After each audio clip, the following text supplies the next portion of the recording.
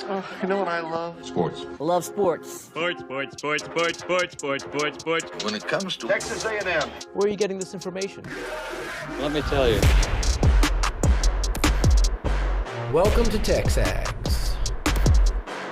I need to talk a little sports with you, Ags. David Nuño here with TexAgs Radio. Billy Liucci here on TexAgs Radio. Olin Buchanan. We will develop men, we will graduate players, and we will win championships on the field. The best way for us to win is to do it together. Do you realize everybody knows who you are right now? I think we're coming into this year with a new confidence. Schools are like, we're freaking Texas A&M, man. Like, that's about as pretty a throw-catch combo as there is. I saw the safety roll, the slot fade. I knew where I needed to put the ball. You had no other option but one hand at that point. Yeah, man, 50-50 ball, I got to come down with it. You know, if I'm betting on anybody, it's the Aggies.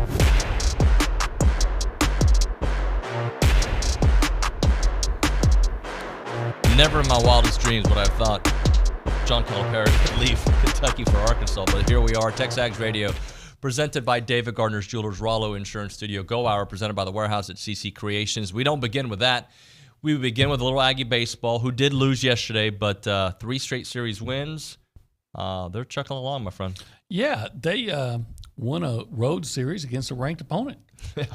and pretty much dominated them, let's be honest. Yeah, especially the first game, especially that one. And had a chance without playing very well. A good chance to win that one. But, you know, when you got to understand, I know you do, and I think most people do, that you're not always going to have the huge offensive outburst. Right.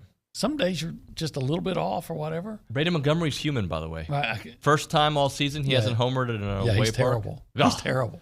Guy's so great. I love him. So you lost the game when you only scored 5 runs.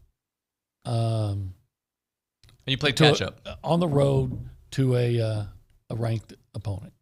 But so many positives. But you won the series. That's what matters. Positive number 1, Ryan Brauninger on Friday night. Dude was nails. He was fantastic. He was outstanding. Beyond that, Gavin Grohovic continuing to be the best freshman, in my opinion, in baseball. He's been fantastic. I know there's a couple other guys that have, I think, a couple more home runs, playing well, but he's our guy. And he leads off games and gets it going for them. He does. And maybe I should save this for, what do we call it? The baseball the big shot of the week. Oh, yeah. They'll forget by then. You can use it twice. In game 2 specifically, a guy that just was amazing, and yet he only had 1 hit, was Caden Sorrell.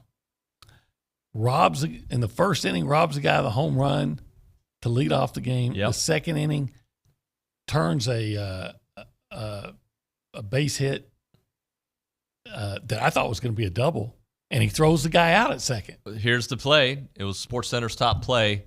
Look at that. Legit robbing of a home run that would have put South Carolina on the board there in the first inning. Just beautiful. First, right? Not second, right? And I'm telling you, that was the leadoff hitter for them. Yeah. And I'm telling you, that play in the second inning, though not as spectacular, was incredibly impressive. Just a great, got to the ball fast, made a great throw. That kid had a heck of a game. Hayden shot all weekend long. Hayden shot 9 ribbies. Yesterday, I believe he had 4. He was 3 for 4. Trio of runs driven in, and he had 9 RBI all weekend long. And then, of course, you could always bring up Evan Ashenbeck. Oh, my goodness. And Shane Sadeo. Yeah, Shane Sadeo, huge when they needed him. Yeah. They needed him on Saturday. He was fantastic. Props to Shane Sadeo doing a great job. But this week's going to be interesting, too, because you're again, it's the SEC. Of course, every team you play is a top 10 team, it feels like. Yeah, because I've been ragging on Missouri, right? And then they go out and win a series over Florida. And now you've got Vandy coming in, who I believe is number 7 in the country, top 10 showdown. But that's going to be, obviously, over the weekend. But props to A&M baseball getting it done.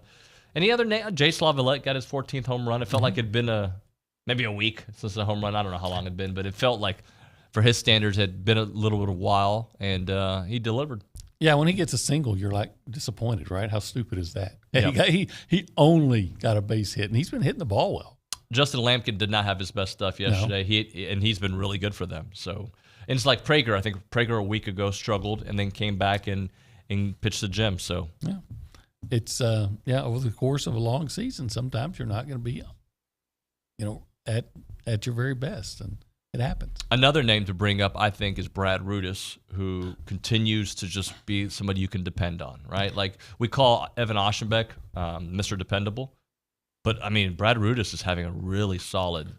He had season. I think he struggled in the first game, but he came back and was that yesterday? Yeah, when he came in and he had the bases loaded. Had the base load, got out of it. Yep. Nothing. Yeah, that was impressive. Yeah. So he atoned. He atoned. Big way. Yeah, he did. And look, just keep winning series, guys. You won on the road in the SEC. You had to win one of these. You need to win another one, but keep winning them. Just keep winning series. And it's interesting, people who don't follow it. So, I was out of town this weekend. And people who don't follow A&M sports, who aren't like Aggies, I should say. Like, man, your baseball team's pretty good, right? Like, it is. You don't have to be a college baseball follower to recognize I keep seeing things on social media about your baseball team. It's pretty legit. Your coach is good. Yes. Yeah. I think people notice more when you get a lot of home runs because that stands out to people. So, but yeah, they are good. They're really good. And again, let me say it again. You won because I know there are those that were disappointed, like I was. Yeah. That they lost yesterday. You won a series on the road against a ranked opponent. And we're disappointed. not disappointed, but like, we almost had that polar bear attack, as Richard put in his column, to see again, like, you're so close. Yeah, I always, like, I've done it before. I compare it to going to the casino and winning a lot of money, but like losing your last hand or two. And you think, but, had I just won those last couple of bets, imagine how I would have walked away. I would have been rich, or say you got 5 numbers on the lotto instead of 6, right? And Arkansas keeps on winning. Well, they pitch well. I'm looking at this online. 9-1 in the conference, won 6 straight games. Not bad. 25-3 on the year. That's why they're number 1. Yeah, but they got to come to College Station in about a month. Good pitching scares me, but our offense, at home. Respect all, fear none. There you go. Good weekend, and I was at the Final Four, not really, but I was at the Final Four-ish, kind of. In the same state, in the same general vicinity. Legit across the street. So for those of you who know, I missed Thursday and Friday. No more soccer trips until summertime. Thank goodness, because my bank account cannot take it. These are not cheap trips, but it was a college showcase. I saw a bunch of college coaches there. I didn't get to see Coach G, but I think I was told he was out there as well. A lot of college coaches there, not for my kids' age, but they were, it's a showcase. And our hotel was within walking distance of the plaza where Final Four was happening. You had Cardinal Stadium, whatever it's called, right across the street. It just happened. And we got the hotel a while ago, so I would assume it would have been very expensive had we not gotten there a while ago. But legit, it's like walking to campus how close we were. Glendale, right? Yeah. It was a good weekend. Our team won 2 out of the 3 games they played in, lost our best player in the first 5 minutes of our best offensive player, Joyce, hurts her knee and can't return, and she's going to be out for a little while. And team rebounded, so it was a successful weekend. Well, I'm glad it was successful for you. I'm sorry that a young lady got hurt. Yeah. Glad you had a good time. It was fun. It was fun.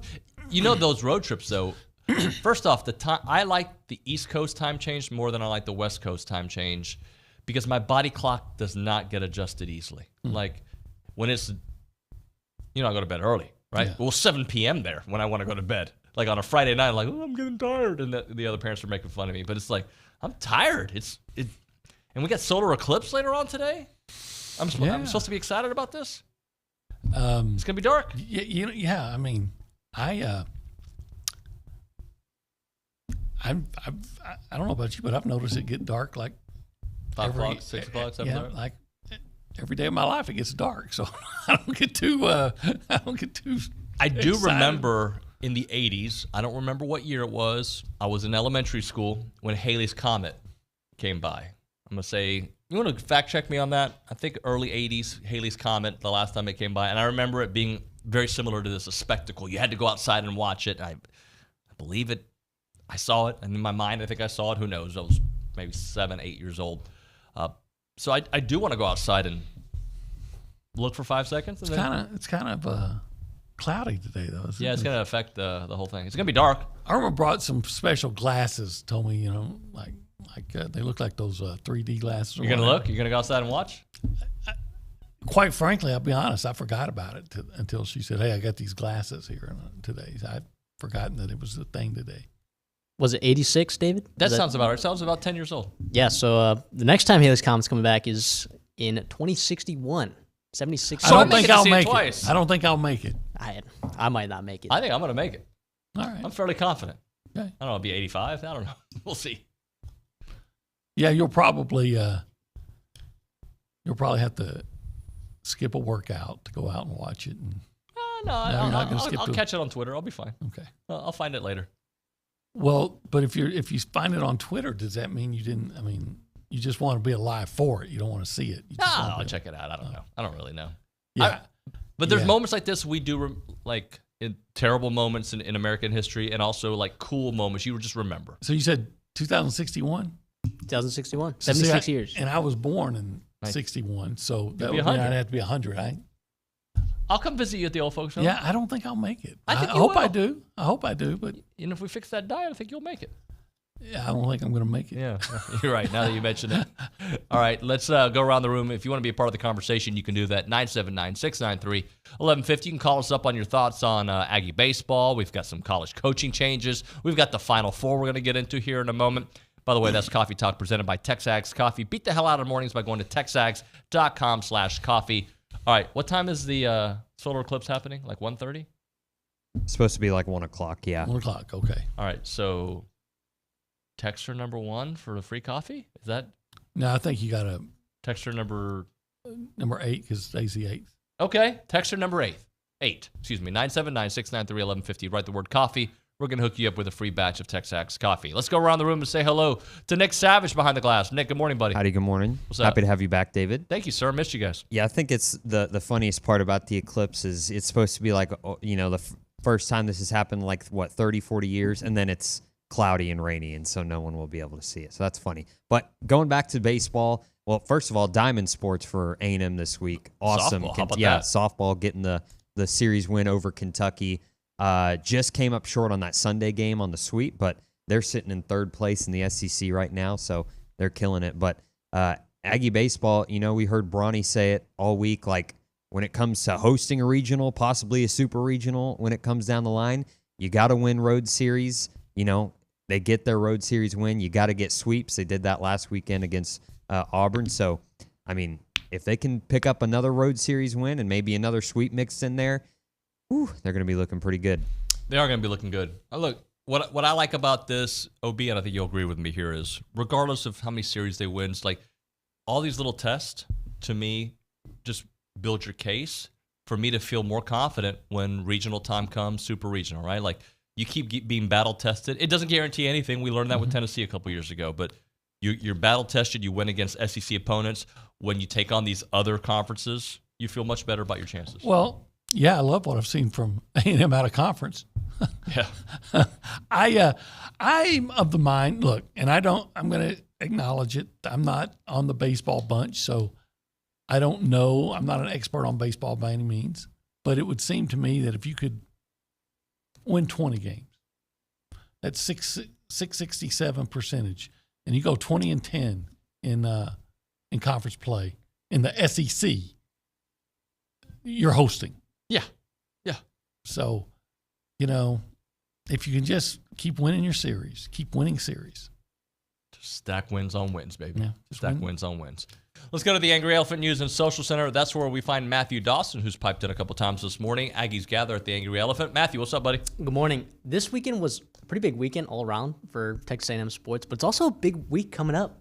It's ring week. Oh, yeah. I It's heard ring that, week. yeah. So I'll actually be getting my ring this Thursday. Oh, Congratulations, brother. Thank you. Thank Yeah. you. I know Jackson Moss will also be getting his ring as When are well. you dunking? When am I dunking? Friday night. Friday night. Going for sub 20. How come you haven't invited the old people? If you want to come, you can come. No. I was saying the same thing, David. Thanks for the invite. Yeah. Thank you. Yeah. I mean, I like wouldn't we're come, your but like, mentors or I would like the invite, you know? Yeah. Well, you can come if you want. Absolutely. You know, I don't know. It might be a late night for you, you know, because you got, I mean, Sunday is a big day for you, too. Because you're going to be doing it like after 8 o'clock?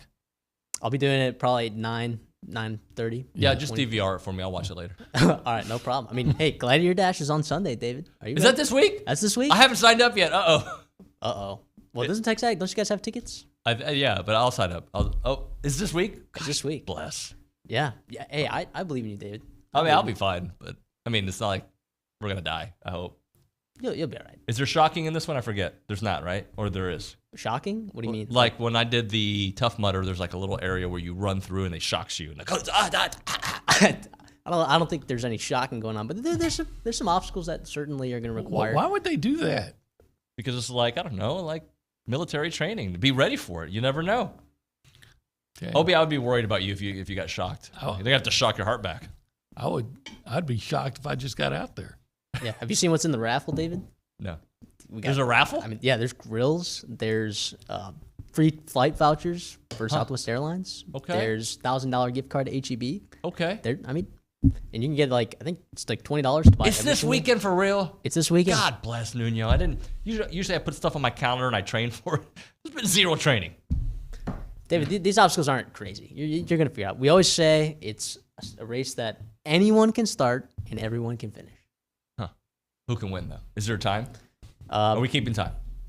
I think there's a time. There's a timer, at least for maybe every heat. I'm not sure. All right, good. I'm not sure how Let's that make works. sure. But yeah, anyways. As long as we all beat Jackson Moss, I'm happy. Yes. Yeah. Which I have a feeling that you will.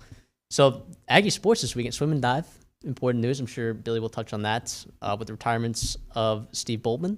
They're going to combine. When did that news come out? Because I saw it Saturday. Was it Friday afternoon, probably? I believe it was this weekend. Yep. I think it might have been Friday. I saw an article, Rachel Peralt of 12th Man Athletics, I believe, posted an article. Yep. That's where I read that. And, I mean, look, Coach Pat Henry coaches both women's and men's track. So, I mean, it can work out. I think it'll work out. So, well, let's talk about track and field. Tamara Chapman and Lamar Disson, Tamara and Lamara, both had recorded nation-leading marks in the women's heptathlon. Thank you, Opie. I needed that. And then also in the high jump, of course, Pat Henry, of course, said, "I thought we performed very well this weekend." Great to hear that from Coach Henry. Yeah, I talked to Coach Henry, I believe, on Friday. Their squad is good, man. Their squad is pretty good. And they continue. Look, they've been preparing for the outdoor season all year long, and they use indoor to definitely win. Did you have some Bryce Foster news on there? Do I have Bryce Foster news in here? I do not have Bryce Foster. Why don't you get some Bryce Foster news in the next segment? Because I think he had a nice weekend. Sure, absolutely. And then the Augusta National Women's Amateur featured two Aggies, Haley Cooper, who graduated last year. Her story is really cool. If you haven't watched that video, definitely I would recommend checking it out because she had several years where she was invited and then got canceled because of COVID. The next year she tested positive for COVID, so she was finally back. It was a cool moment for her and her parents. And then Jenny Park was the other Aggie. She just missed the cut by one stroke, but she shot a 72 on the first day, so she did very well as well. Women's tennis won on Friday 7-0, and they also won on Sunday 4-1 against Arkansas. Men's tennis dropped to Arkansas 3-4, which is very shocking, but they will bounce back, absolutely. And then, of course, softball went 2-1 on the weekend, just like the Aggie men's baseball team did. They dropped their last one on Sunday, dropping 0-1. It was a very barn burner of a game, as well as Saturday, too. I believe they won 10-9 and a much more action-packed, hitting-involved weekend. Yep. And then, of course, Final Four was really interesting as well. My mom was super happy. She went to Purdue, so she was pumped. I would say in Phoenix, there was the two schools. What do you think the two schools that were most represented in the public? For the women's Final Four? The men's Final Four, sorry. Oh, I'm sorry, because the women are up in Cleveland. I'm sorry. Definitely Alabama. Purdue and Connecticut. It was Purdue and NC State. NC State. More NC State fans than anything else that I saw. Well, basketball's a big deal in North Carolina. And Purdue was second. I don't remember seeing one UConn fan. I'm sure they were there, obviously, right? They weren't out in the masses the way NC State and Purdue and NC State were everywhere. In fact, maybe all those Purdue fans were all those Connecticut fans were just their body clocks were off and they were going to bed at 6 o'clock. Well, this is probably true because they're like me. And then in the airport when we were leaving last night, because we left late, a bunch more Purdue fans were coming in. A bunch more, as to be expected. Yeah. If Texas A&M was playing for a national championship, even if I wasn't covering them, I would find a way. Which is what makes this Final Four so frustrating. Look, this team lost games that they shouldn't, and they won games that you would think that they wouldn't at times, right? But there was a path. There was a path that they, not to win the national championship, but there was a path to get to Phoenix. Yeah. They could have I think they would have beaten Duke. And then I don't even know who you would have had to get NC State. NC State, yeah. Okay. But again, that's who they were this year. They lost some games you wouldn't expect them to lose. So close. Yeah. All right, let's hit a break here. We'll come back with much more. I want to get into Coach Cal to Arkansas, which I don't think is final yet, but it's looking closer to that. Right now, if you're looking for a reason to move back to Aggieland, you've got the Association of Former Students to look at because they're looking for great people to come work for their awesome organization. They're seeking to hire professionals to join their team in fundraising, former student programs, and much, much more. They are the nation's premier alumni association with the oldest organization serving A&M in support of that Aggie network. The association plays a part in every Aggie story from Howdy to Here. So don't miss opportunities to help out the association with Howdy Socials. Those are fun. Aggie Ring Day, class reunions, Aggie Muster, and everything in between. Join a team that exemplifies an Aggie core value of excellence, integrity, leadership, loyalty, respect, and selfless service, all in support of the Worldwide Aggie Network. If you're interested in joining a team or sharing with someone who would be a great fit, please visit tx.ag/associationjobs to apply and get much more information on each position. It is the Association of Former Students.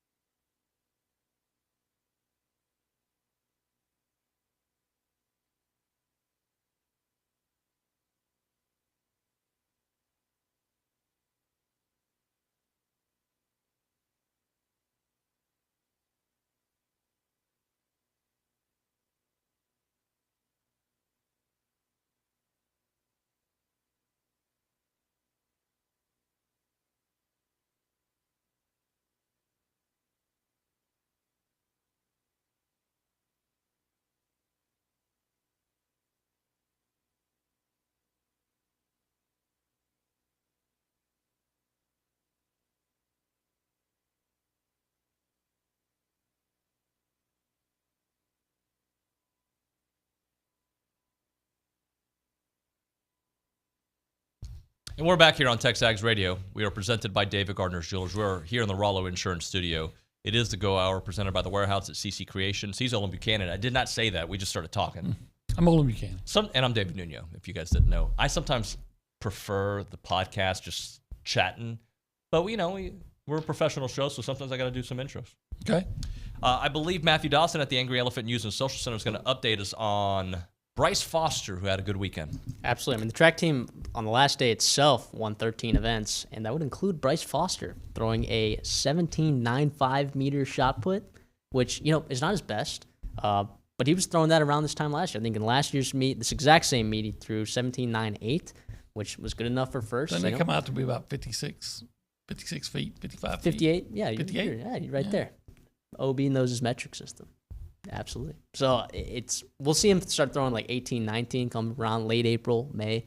If you're looking at his stuff, last year he threw like 19.45 at the Outdoor Track and Field Championships in May. So I feel pretty good about him moving forward. Domino's moving in college basketball with coaches, right? So the USC coach leaves for SMU, which was kind of a, okay. Andy Enfield. Yep. And that opens up the spot at USC. That Musselman, who had just done a video with Hunter Yurachek about staying, says, you know what, I think I'd rather move to Los Angeles. I've got ties to the California area. What was it, Sacramento he was at years ago. So he moves to USC. Okay. And that opens up the Arkansas position, which there were reports that Buzz Williams was one of the names that they were interested in. Of course they were. And ends up getting Coach Cal from Kentucky, which I think is a perfect situation for both of those programs, because I think Kentucky was ready to move on from Cal. Arkansas gets a premier coach who can recruit, and if you think he's lost his fastball, maybe he has, but of the guys out there, that seems like a home run hire. I think if I was at Arkansas, and I know there are going to be those that disagree with this, but I think I'd be ecstatic about that. Yep. Say what you want about Calipari and Kentucky getting beaten, but they're in. They're in the tournament. So let me ask you this: in this new world of college basketball or college sports, does Coach Cal still have the same draw, right? Because Kentucky is like Alabama. People go to Kentucky because it's Kentucky. Will people go to Arkansas? Has been a proud basketball program. Will they go to Arkansas with a coach who has not proven anything in the last 5 years? Yes. Yes, they will. Okay. They went to Memphis. They went to UMass. I think he's still a charismatic guy that knows how to, with all kinds of connections. And from what I read, a whole bunch of Tyson chicken money behind him. Yeah. So, yes. So they'll, and then will basketball at Arkansas be the sport? Yeah, probably. Because Sam Pittman's probably got a year left. Yeah, if they don't win this year. And what is win? That's like at least 9 wins, right? Yeah. To keep his job, you would think at least 9 wins? Probably. I mean, I've got to admit I'm not that in tune with Arkansas football right now, but they probably want more than just getting into a bowl game, Right. I think they've won 11 games in the last 2 years. I think if that's sounds about right. Yep. One less than A&M. A&M changed their coach. I know. And owed him a lot more money. I know. And Sam's got a year left on his deal, I believe. Yeah, one good year. He's had one good year. And that year made people think he was the best. And I like him, by the way. I do like him. I would love for him to be here as an offensive line coach. Not that I have anything against the current Adam Cushing. Yeah. We like Adam Cushing, yeah. Well, we'll see if we like him. So how does that so yeah, we'll see. Right now I like him. Yeah. Right now I like him. I've got some highs. So one of the dads I was with in Phoenix, the conversation was, what do you think about this A&M team? And I said, the same thing you and I have said for a couple of years, and it's just so easy. And we'll get back to Calipari in Arkansas here in a second. But just my answer was, if they can block, they're winning 9 or 10 games. If they can't, I don't know what to tell you. Yep. So they got names. In fact, here's something that's going to be difficult to do. At the end of this week, I always write the preseason story for Athlon about Texas A&M, and I have to come up with a 2-deep depth chart. And I don't know who you going to put on. Who's starting in the offensive line? Right, but I think A&M's not the only team in that conversation. Well, I know, but it's the only one I worry about. No, I know. What I'm saying is that's where we are in Yes, sports. So yes. we'll get to that because I think it's going to go. That topic right there, OB, kind of ties in with what I had for 8:35. Finishing up on Coach Cal, what other ripple effects are there going to be? Because Kentucky's going to probably go pick. Here's what I think can happen at Arkansas. Okay.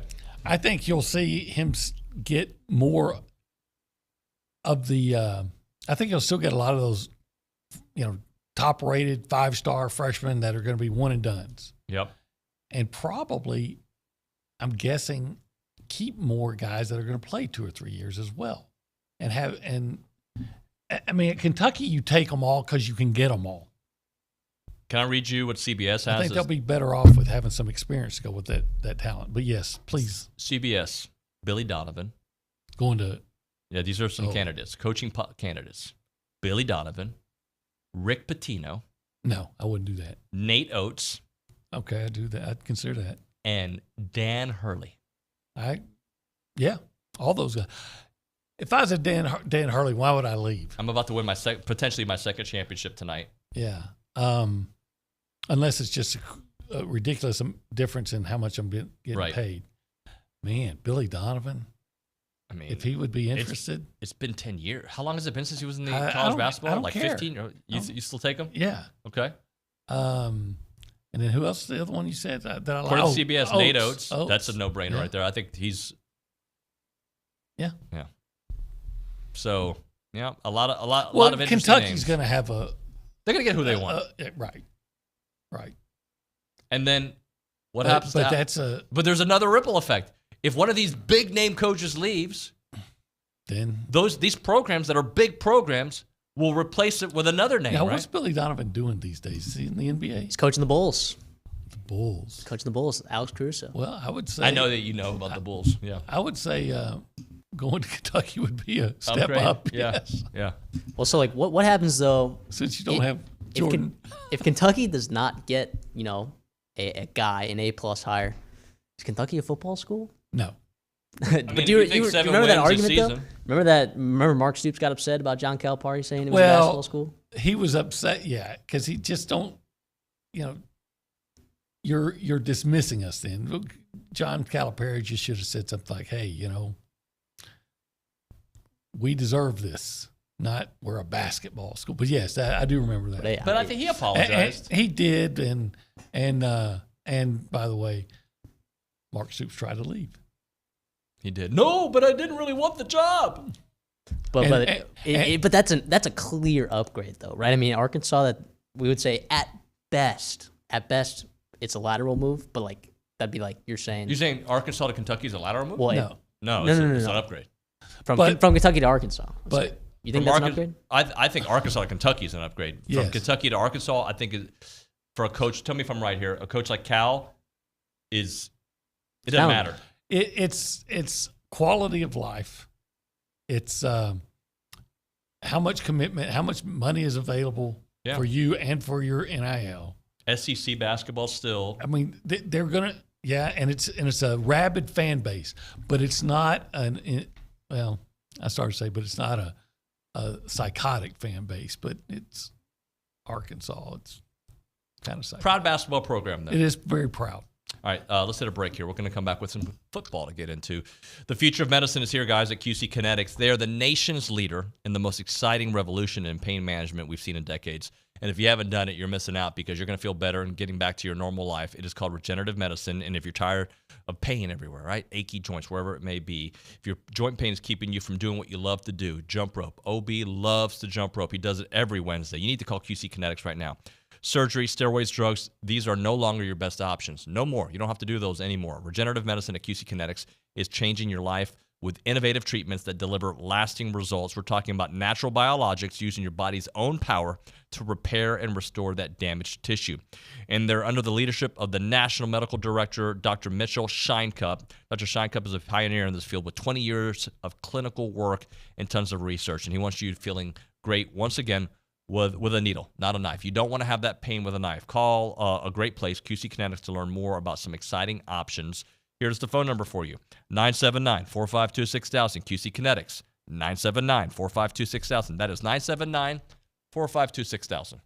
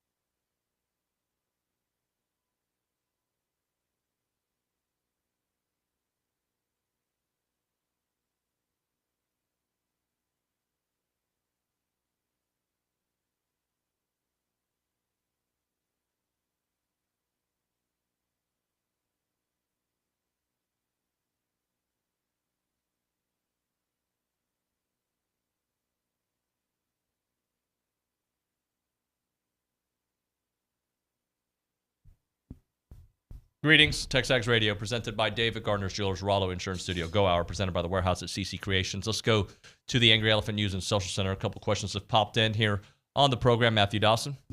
Yes, Ronan Irving said, and I think this is a great question. This was news about 3 days ago. He says, what are your thoughts on Louisiana banning college prop bets starting August 1st? OB? I don't know. I don't either. I'm kind of the mind that I know they're probably trying to, in an indirect way, keep some kids out of trouble. Yep. Probably a good idea. But I'm of the mind that, you should be able to bet what you want. But yeah, I'd like to make my own decisions for me, but I understand when college athletes could be persuaded to do things they normally wouldn't do because of some of these prop bets, right? Yeah. Here's the thing, though. If you're going to ban it, you have to bet in every state, right? Because, a kid from Louisiana, a kid from LSU, right? He could have a road game in the state of Colorado, right, where it is legal, right? You could just, as long as he's there in person, he could swindle his way. You have to, doing it in just the state of Louisiana is not enough. If that's the action that you want to do, or what Charlie Baker is trying to promote. What's the next one? The next one, we had some concerns. Chris asks, hey, are you not concerned about Foster missing these spring football practices? Playing center is not easy, and we have a new coach. Can two things be true? I like the idea of when you signed up to go to A&M, you've been told you can play baseball and football. You can be track and field and football as well. But I also think when that position has been a huge disappointment for 2.5 seasons, then I think we need to do everything in our power to rectify that. So I'd like to see him at practice and really practicing, but I also understand that kids have other desires. With a new regime, though, OB, I wish you were there. Well, I think that with the new offense is the thing that's the curveball to me, but I feel like he's going to be able to learn it. I don't think – I think for the most part, and there are differences, but I think the spring is for the guys who haven't played. Mm-hmm. I can remember, for instance, Kevin Sumlin. Do you remember this guy, Isaiah Golden? Yeah, I remember that. Defensive tackle that was really good, got in trouble, and so he had to leave here early, but it was really good. And he wasn't going to be involved in the spring. I said, hey, so how does that affect him? Right. He says, we know he can play. So that happens a lot, actually, where coaches say, we know this guy can play. The best thing we can do is make sure certain guys don't get hurt in the spring. Right. But the curveball here is that you're installing a new offense. New offense, new coaches. But if you feel like you got a guy that's going to be able to, hey, we're not worried about him physically, and he's taking notes in practice or whatever. If we didn't complain with A-Chain doing it, can't really complain about Foster. The difference, though, is that A-Chain exceeded or met expectations. Mm-hmm. Bryce Foster the last couple of years has not. Yeah, maybe so. And it's not just on him. That's a unit, right? He's had injury issues sometimes. Yep. And the unit overall has not. And the unit overall definitely has it. But what if he has an amazing year and misses spring? Are we going to change all of our opinions? So I think everything's on a case-by-case basis. Right. And I don't want somebody telling my kid what they can and can't do. Well, one of the reasons he came here is to do both. Was because he was told he could do both. Right.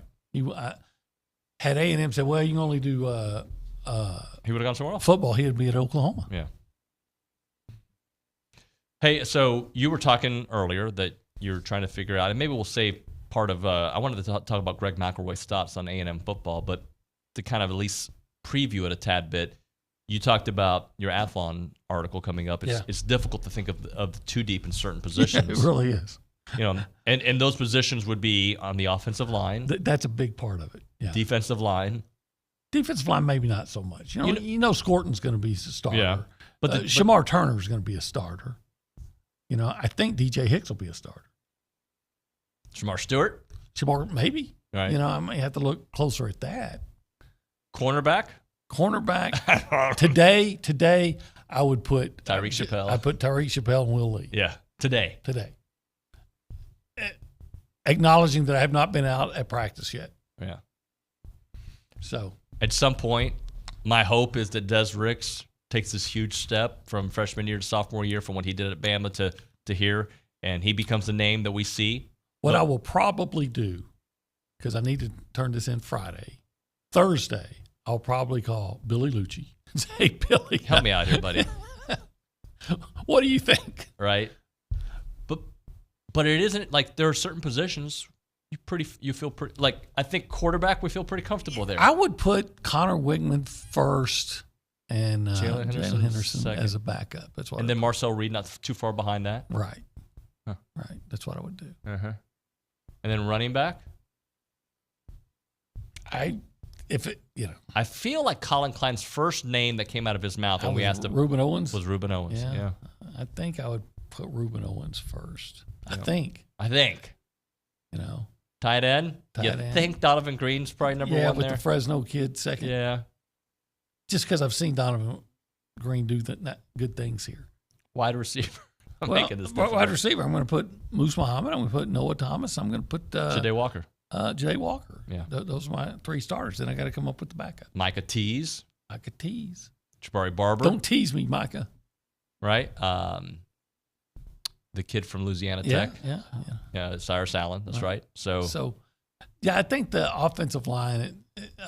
I would think at linebacker, my starters would be Torrin York. I'm going to go on the limb on that, and probably Scooby Williams. Why'd you bring him in? Right. Secondary might get a little bit iffy, but I know. Hey, are you going to put Bryce Anderson as a nickel or a safety? He played them both last year. He did play them both, yeah. And the guy from Florida, and I'm sorry I can't remember his name, supposedly really good as a nickel. Mm-hmm. Linebacker.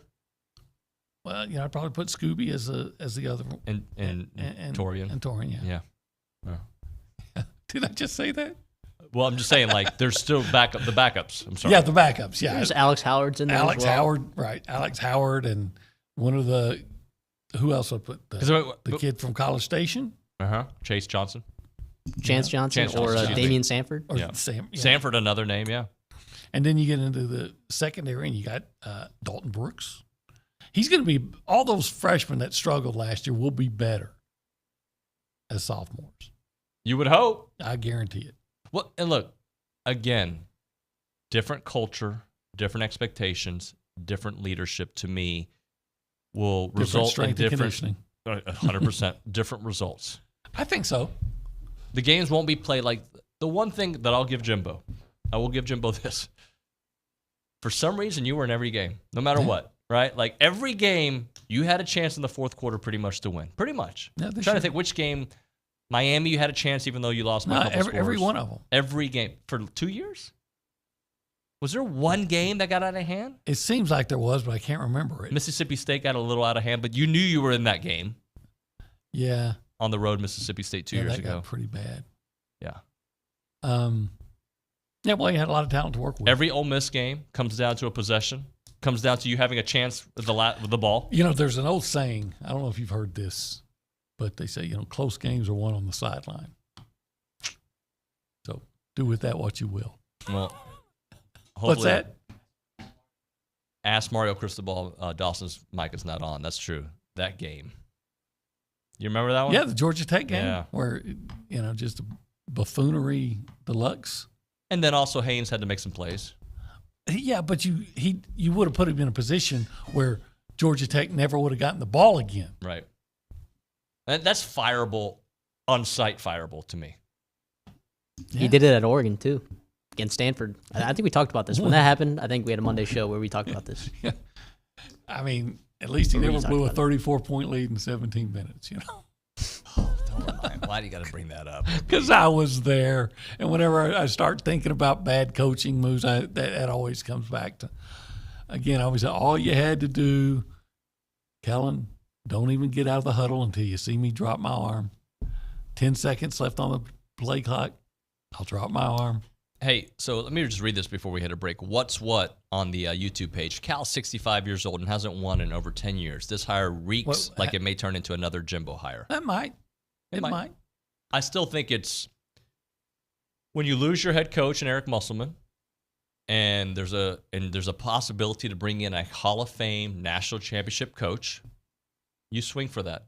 If you have a chance, you do it. Like I do Jimbo over and over again in 2017. That was the right hire at the time. For the first 3 years, we loved it. And even after the fourth year, we're like, we made excuses for the issues, right? There was 100%. Absolute. And that was part of my conversation this weekend was like, even with all the mistakes that we saw that became bigger and bigger and like it felt like he had lost his fastball, you still should have won 10 games. Not last year, maybe 9, and the year in 2021, you should have won 10. Yeah, and then I think we all can agree that the day it all changed was Appalachian State. Yes, that's the day that it became apparent that it changed. But to me, Colorado is where I realized. But you lost you lost your starting quarterback. They were more physical than you. And remember that game?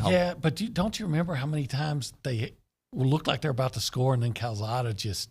Remember, he fumbles going into the end zone and just missing open receivers, and it was just, you're like, oh my god. But remember, I think that was again. It's hard to make an assessment on a game with only 5 plays. But the offense did nothing with Haynes in the first drive, and then it was up. I think it was the first play of the second series. Second play of the second series. Yeah. But see, we didn't know. Right. And then, but then they beat Alabama, and went on that roll. And of course, they were in position to beat Ole Miss and LSU and finish with a good year. Let's hit a break here. Time to talk about Heritage Films. That's a great company to do documentary films about families. So if you've got family events, like this weekend we were in Phoenix for soccer, if you've got like a Thanksgiving thing that your family does together, Father's Day, whatever big event you guys all do together, and you want an eye in the sky and have it captured in a professional form, a documentary form, reach out to Chance McClain and his team there because they do documentaries for families. They can do it for your grandfather. They can do it for your family business, your family ranch. They can do it for anybody in your family. Tell that story in a 2-hour documentary-style HBO film that Chance and his team puts together. So that's one option you can do with Heritage Films. You can also do another one of his companies, which is called the Year Flicks. And these are more 20-minute videos targeted for the younger kids in the family. It could be any age. You can do it from 12 years old to 13. Benchmark videos, getting to know your kids on a different level. The phone number for Heritage Films is 713-893-8341, 713-893-8341, or check out yourheritagefilm.com. That's yourheritagefilm.com.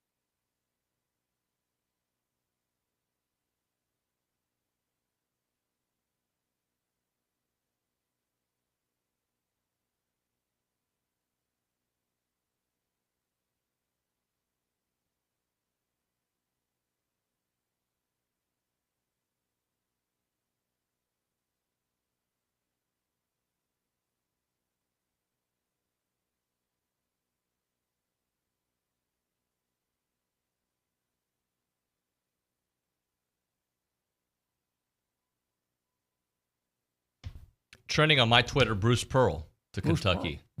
Interesting. Yeah, people suggesting it. I don't think he's an actual candidate at the moment, but saying what he could do there. Look, Kentucky's going to get a big name.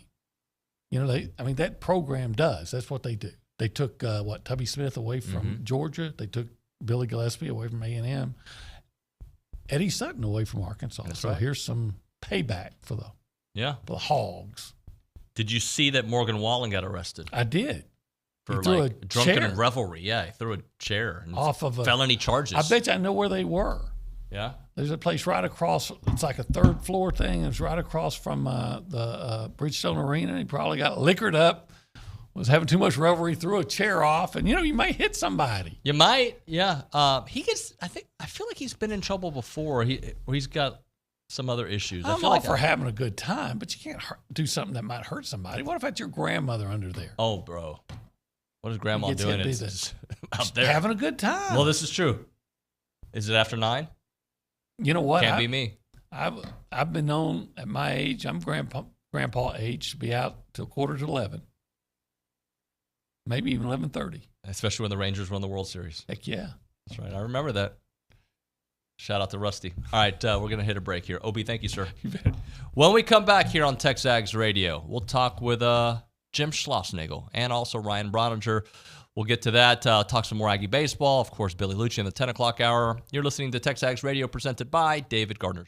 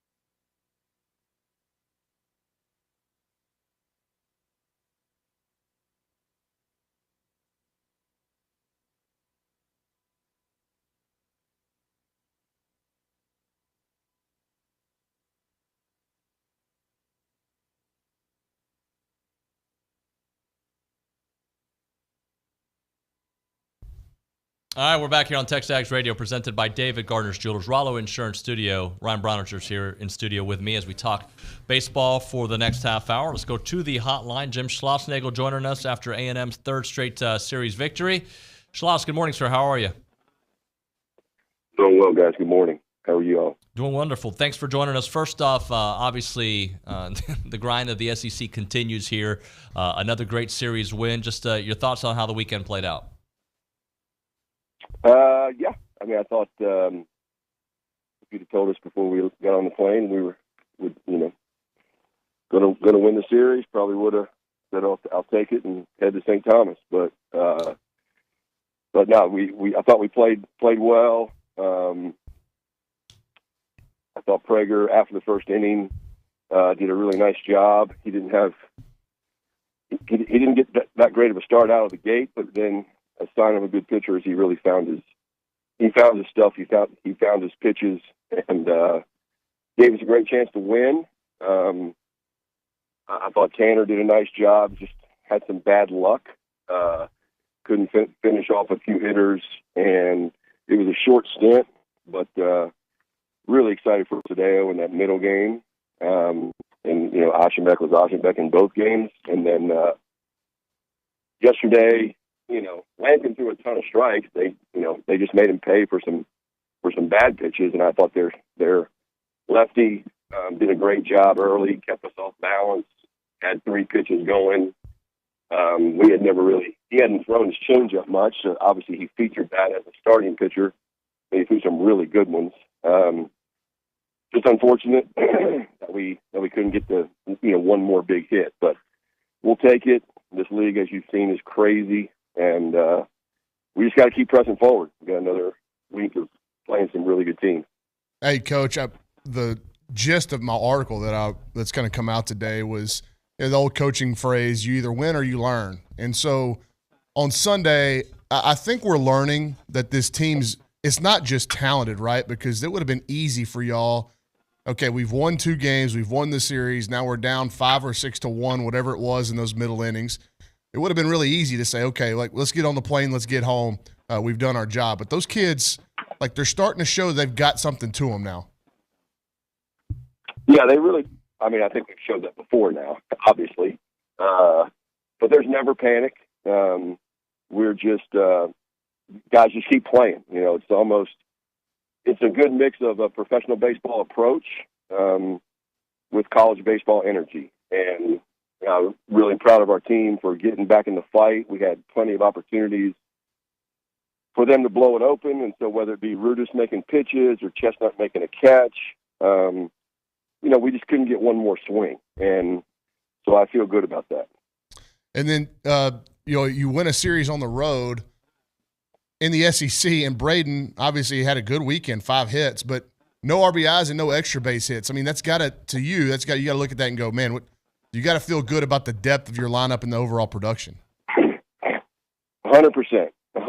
Like Braden's human too, and whether it be bad luck or just pure baseball, if we're going to rely on him to drive in all the runs so we can win all the games, we're not going to go very far. And we don't rely on him. I thought Schott had some really huge at bats. We gave him how often do you get the lineup card, which is effectively player of the game for us when you go 1 for 5 with 3 punch outs on Saturday.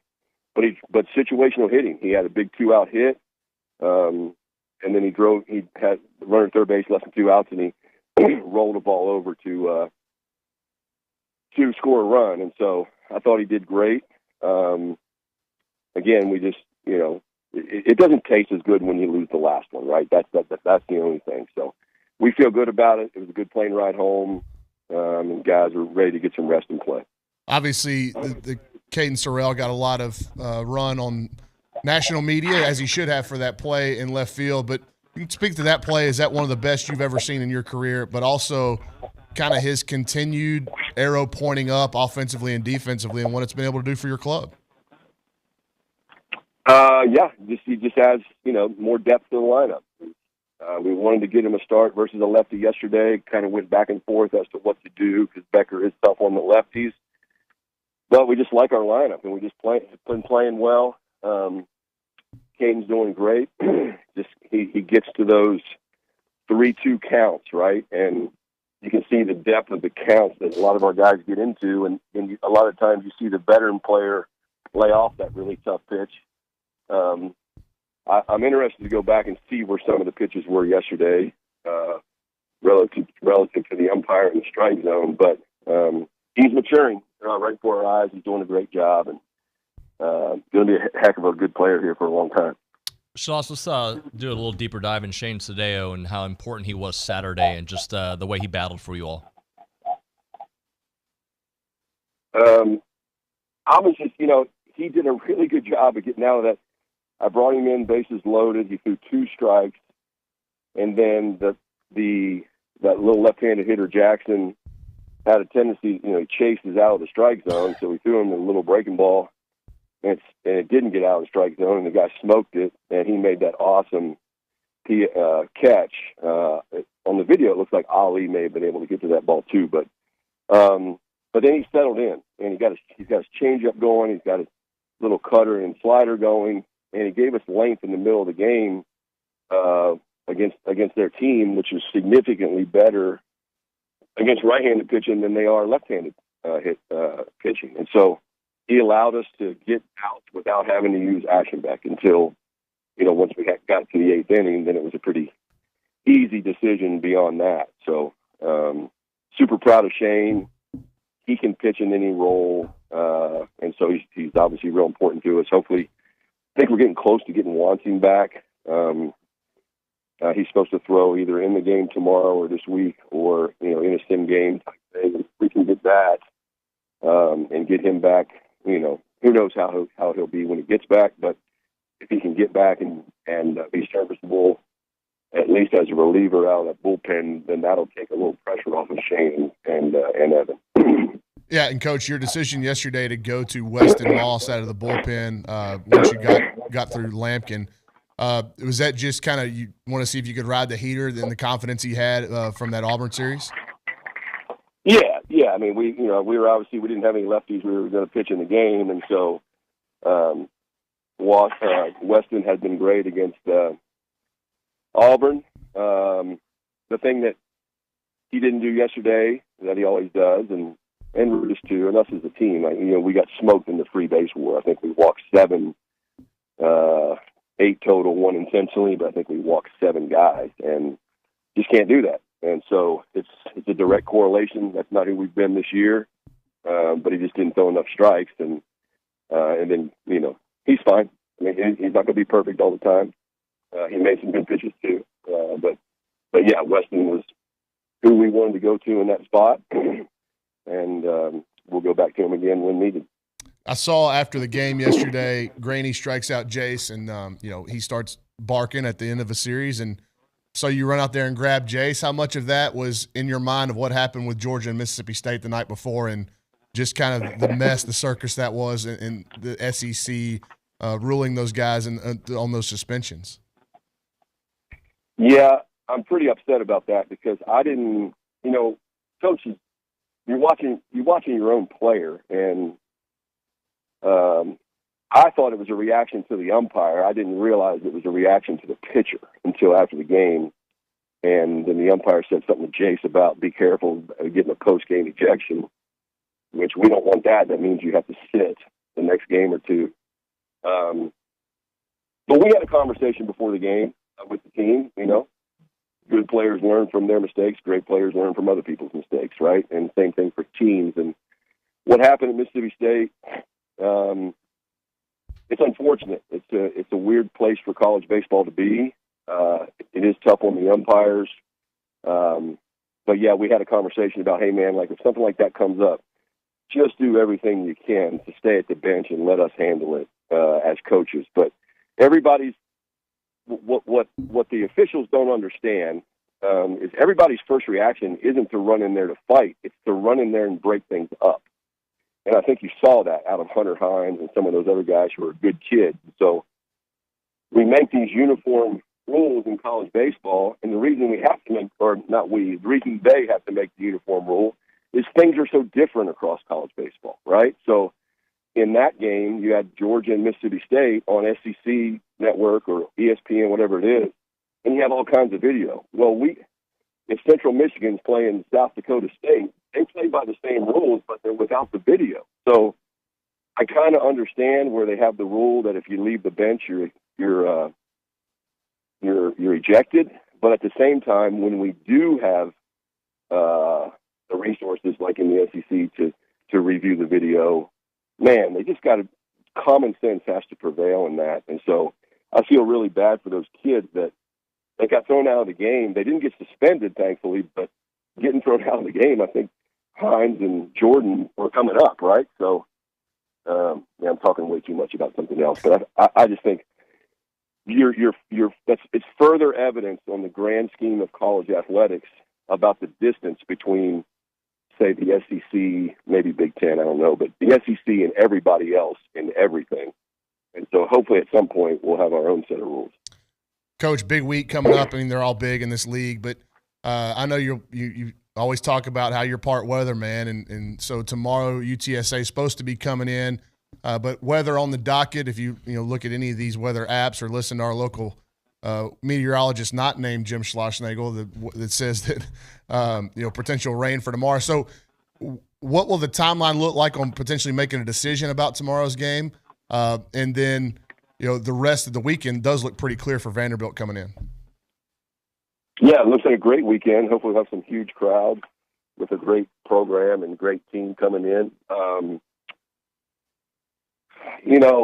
I'll call Coach Hallmark from UTSA maybe a little bit later today just to see what his schedule looks like during the course of this week. I know they go to Memphis. I certainly don't want to make UTSA get on a bus and come over here. So unless we're sure we can play the game. So Tuesday's not looking great. We'll see what the rest of the week holds. But we need to play. I mean, we have guys. Cortez needs to pitch. I'd like to get Wonky in the game. We need to try and play if we can, and while still being ready to go for a big weekend. Schloss, just want to close out with some thoughts on two-out hitting, something that your team has done so well this year, especially Friday night. I looked at the numbers there, just the importance of that and how timely those hits have been. Well, yeah, I mean, the game's pitching, defense, and timely hitting, and that's what separates most games. Most of these SEC games, you can go back to 2 or 3 swings, and those were the swings that won you the game, or those are the swings that cost you the game. And,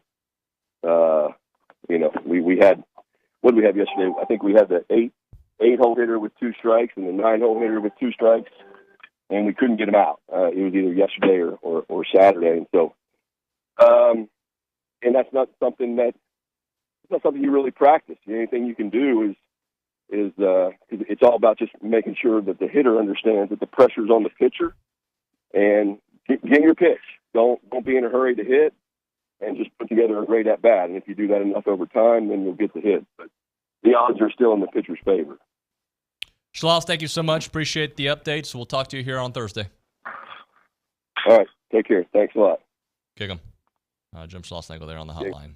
Appreciate his time here on the program. Let's do this, Bronny. Let's come back with another baseball segment on the other side of this.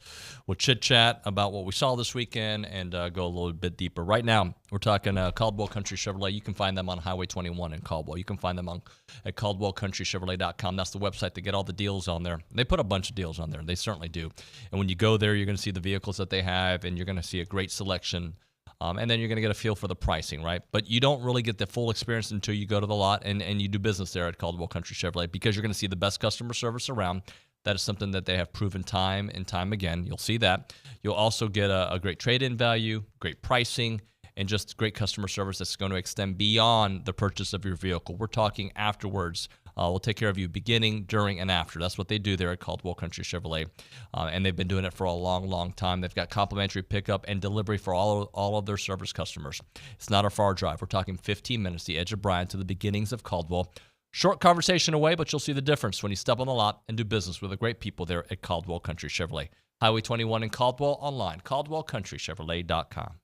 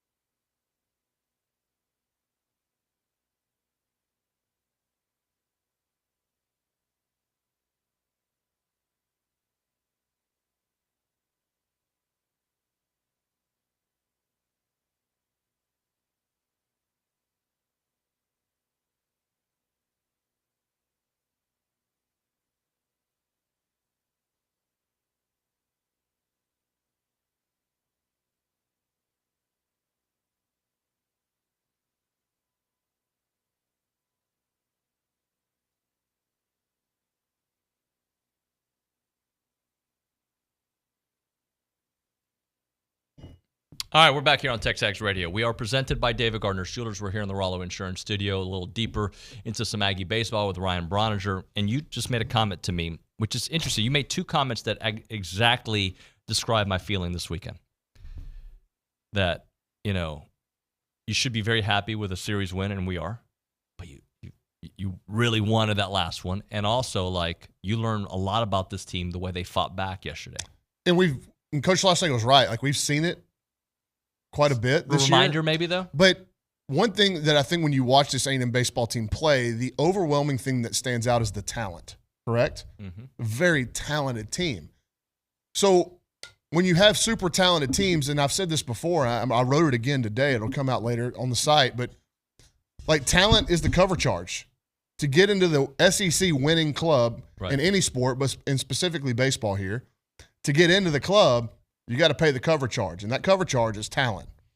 Well, for most of the programs in this league, they can pay the cover charge, and A&M can too.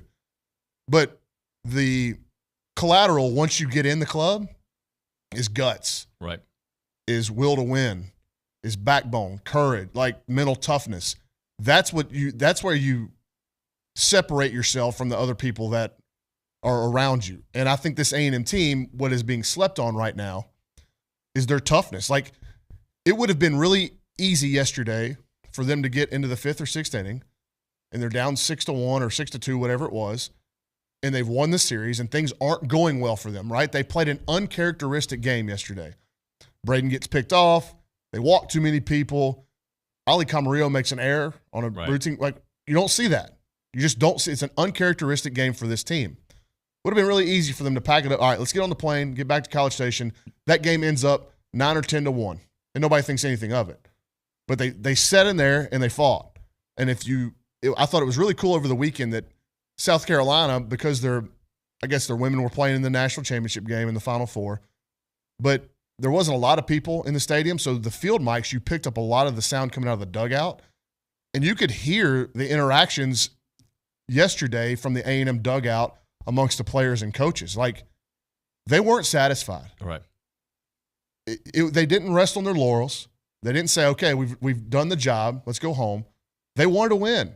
And if this team with that talent level, if they're going to be gritty and play really stinking hard and be really mentally tough, then you could be looking at a special type of season, right? You could anyway because they're so talented. But championship teams have that in their DNA. Oh, yeah. And that's just the one thing that we didn't know about this group, right? Coming into the year, it's hard to have any kind of feel for the synergy and cohesion of a group until games are played. Right. It's easy to talk about during the fall when everybody's getting along, but once lineup decisions are made, coaching decisions are made, you start winning and losing games, there's adversity that hits you in the season. You really don't know how that's going to go. And that's what made that 2022 team so special was they just didn't know. They didn't know they were dead. Right. Never. They just kept fighting. And if this team is going to show those same qualities with the talent level they've got, look, I think it's time, David, we can stop talking about, it's early. There's some things we don't like. This is a really good baseball team. It's as good of a baseball team as we've seen here in the last 20 years, correct? Yeah. Now, who knows what that means for the end of the season and how far they go? But as of today, this is as good of a baseball team as Texas A&M has fielded in the last 2 decades, bar none. They're 28-4. They're 28-4. We've only seen that, I think, one other time in 2015, right? When they started 26-0 or 24-0, whatever it was. This team can win a national championship. Do you believe that? I do believe they can. And us saying that does not have any kind of impact on what the end of the season looks like. No. You got to be able to talk about it. Are people saying you shouldn't talk about it? Well, Aggies will typically go to the BAS stuff. Well, no, we can't do that yet. Well, yeah, dude, it's easy to bet on the field against Texas A&M. It's easy to bet on the field against any one program. Right. So you can be negative Nancy. A&M's not going to win a national championship. And at the end of the day, because the odds are so greatly in your favor, you'll probably be right. But that doesn't mean that you can't talk about it or that us talking about this team winning a national championship is completely out of line on this show. In 22, when they had that phenomenal season, at this point of the year, we knew who they were, right? Because they had turned it around. They started to turn it around. Right, yeah. And we still needed some more data points. This team's been giving us these data points since the beginning. Sure. And even that team was winning in such an unsustainable way, like no starting pitching. Yeah. Like it was like there's no way they can keep going at this rate, and they just kept doing it. It's what made them so special. This team has got the talent to like undo all. Like you won't. There's going to be days you show up to the yard and you play terrible, and Jace Lavalette hits 3 homers, or Braden Montgomery has two doubles and a homer.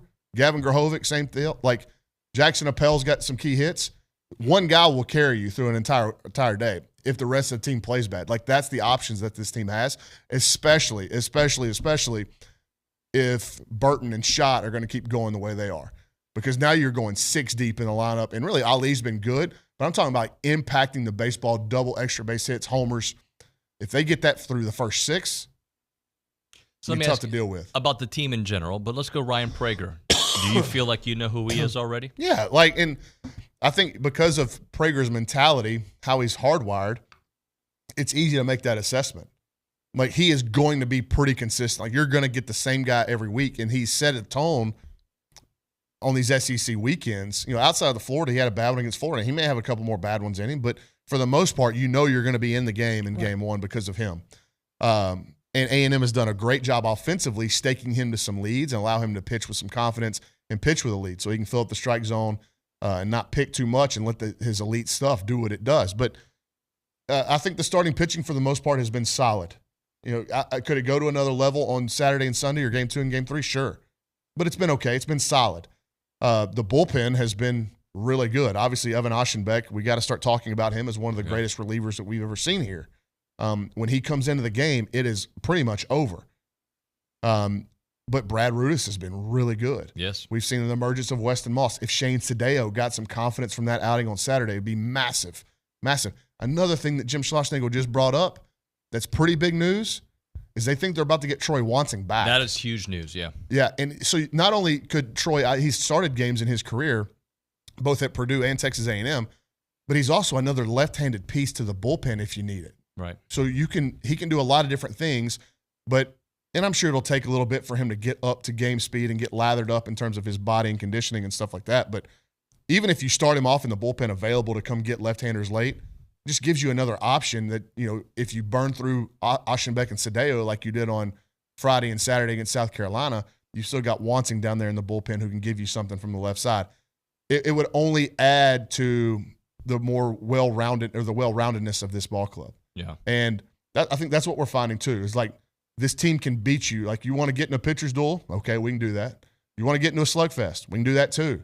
You want to run bases? What'd they do against South Carolina that they hadn't really done all year? They stole a ton of bases. I think they stole 11 bases over 3 games. I don't know if we have it in the packet here. But I know at one point on Saturday on Sunday they had stolen 9. Right. Up to that point. So they can obviously play defense. They're fielding it over a 980 clip on the year. They're really athletic in the outfield with now the addition of Caden Sorrell as your everyday left fielder, or Travis Chestnut going out there. And so, like, where's the hole here? Right. Like, you'd like to see somebody step up and be the permanent second baseman, no question. But I thought Targac has obviously gotten better as he's gotten healthy and gotten his feet in the batter's box more. Caden Kent has been pretty good whenever he's played too. So it's not just like some black hole at second base. Like, these guys are playing okay, but you'd want somebody to step forward and really take off on the back half of the season if you're looking to just solidify the entirety of your roster and the entirety of your outputs. But all that aside, my biggest takeaway from the South Carolina weekend is that we're learning this team's going to fight you. Right. And we saw it a lot in the Auburn weekend, but I think it got lost because you won all the games. You think about that Auburn weekend at home last week, where it seemed like every time Auburn scored, A&M would come back and score, and then on that next half inning, they'd go get a 0 defensively. Like, that is winning baseball. That shows a lot of toughness, and you can't always count on that, and it's not always going to work out that way. But they don't give up innings. They don't give up at bats. If they get 2 quick outs, it seems like the next guy in line is going to battle to either extend pitch counts or find his way on first base and pass the baton.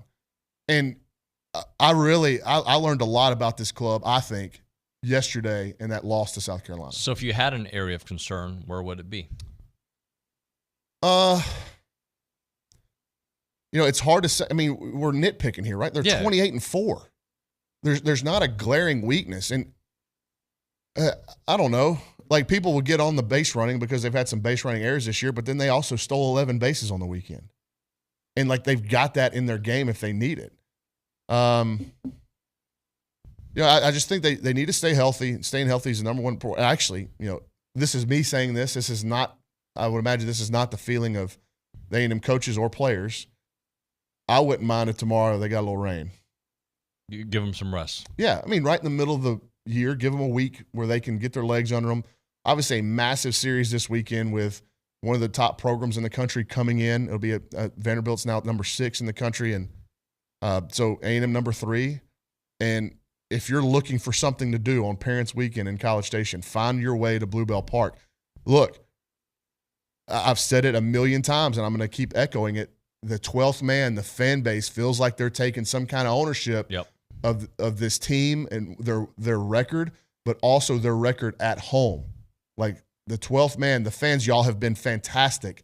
They're only going to need you more. Like, the schedule's not getting any easier. It's not getting easier. And you've only got 3 series left at home. Do you know that? That's it? You've got Vanderbilt, you've got Arkansas at the end of the year, and you've got Georgia. Hey, I saw the highlights. I saw the lowlights, if you will, of the Georgia-Mississippi State. But did we ever find out the why?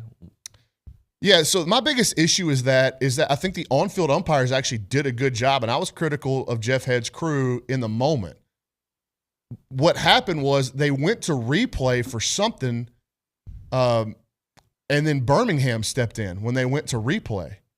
And I don't think, unless it's such a commotion where there's like legitimately punches being thrown and there's a big dust up on the field like you'll see in some of these big league games, I don't think that Birmingham needs to be the judge, jury, and executioner. Let the crew handle it right there. If it stopped, it was pretty clean. Like, I thought it was a big nothing burger. If you want to run the Mississippi State catcher for instigating it, that's fine. Like, I'm fine with that. But why was he so mad? I don't know. Just emotion of the game.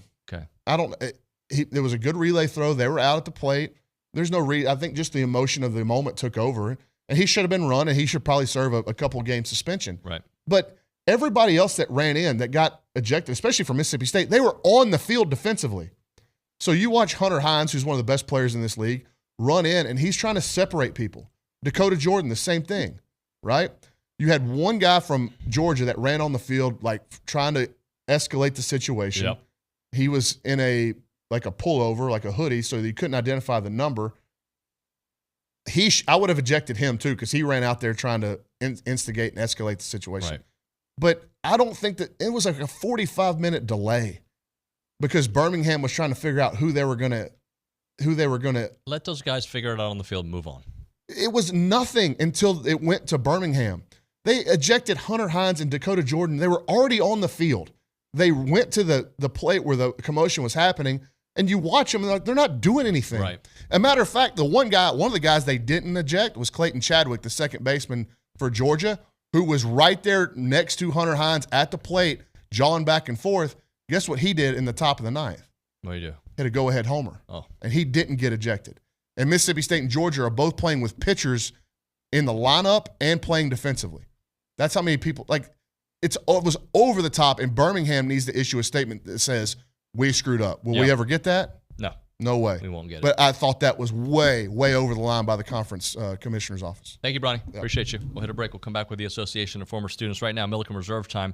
Farm-to-table community in College Station. They got beautiful homes out there. They got incredible trails, and they got wide open spaces. It's a place for your family to come together, enjoy nature, enjoy each other. Maybe a great place to go check out the eclipse later on today. They are committed to treading lightly on that beautiful land out there. When you go to Milliken Reserve, you're going to be blown away because they've created a sanctuary for family, for nature, and for community. 2,600 acres of open space. That's big, guys. 30 miles of trails. They got the homes out there. They've got the wide open spaces, and they have this network of trails throughout a wooded landscape that you're going to see through the walking paths, the equestrian paths, the creeks and the ponds, and the great gathering areas out there. When you go, don't be surprised when you see all the beautiful animals out there. The white-tailed deer, the songbirds, the rabbits, the turtles. They got them all out there, and you'll enjoy being in nature. And you go there, you can go hiking, you can go biking, you can go canoeing, you can go kayaking, you can go to the equestrian trails. They have evening yoga, of course, summer camps, music festivals, farmer markets, and farm tours there. You want more information? Go to millikenreserve.com. Again, that website, millikenreserve.com. It's a beautiful place, Milliken Reserve at millikenreserve.com.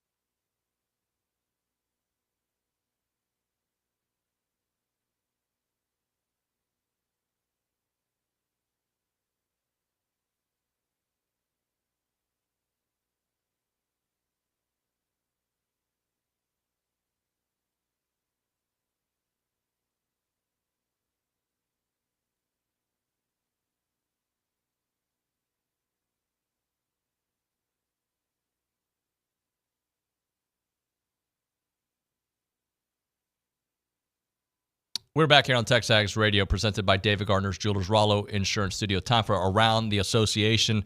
Of course, we got Scott Walker in the house, class of 90, vice president of the association. Hello, sir. Hey, buddy. And you brought somebody that made me feel old. Thank you very much. Yeah.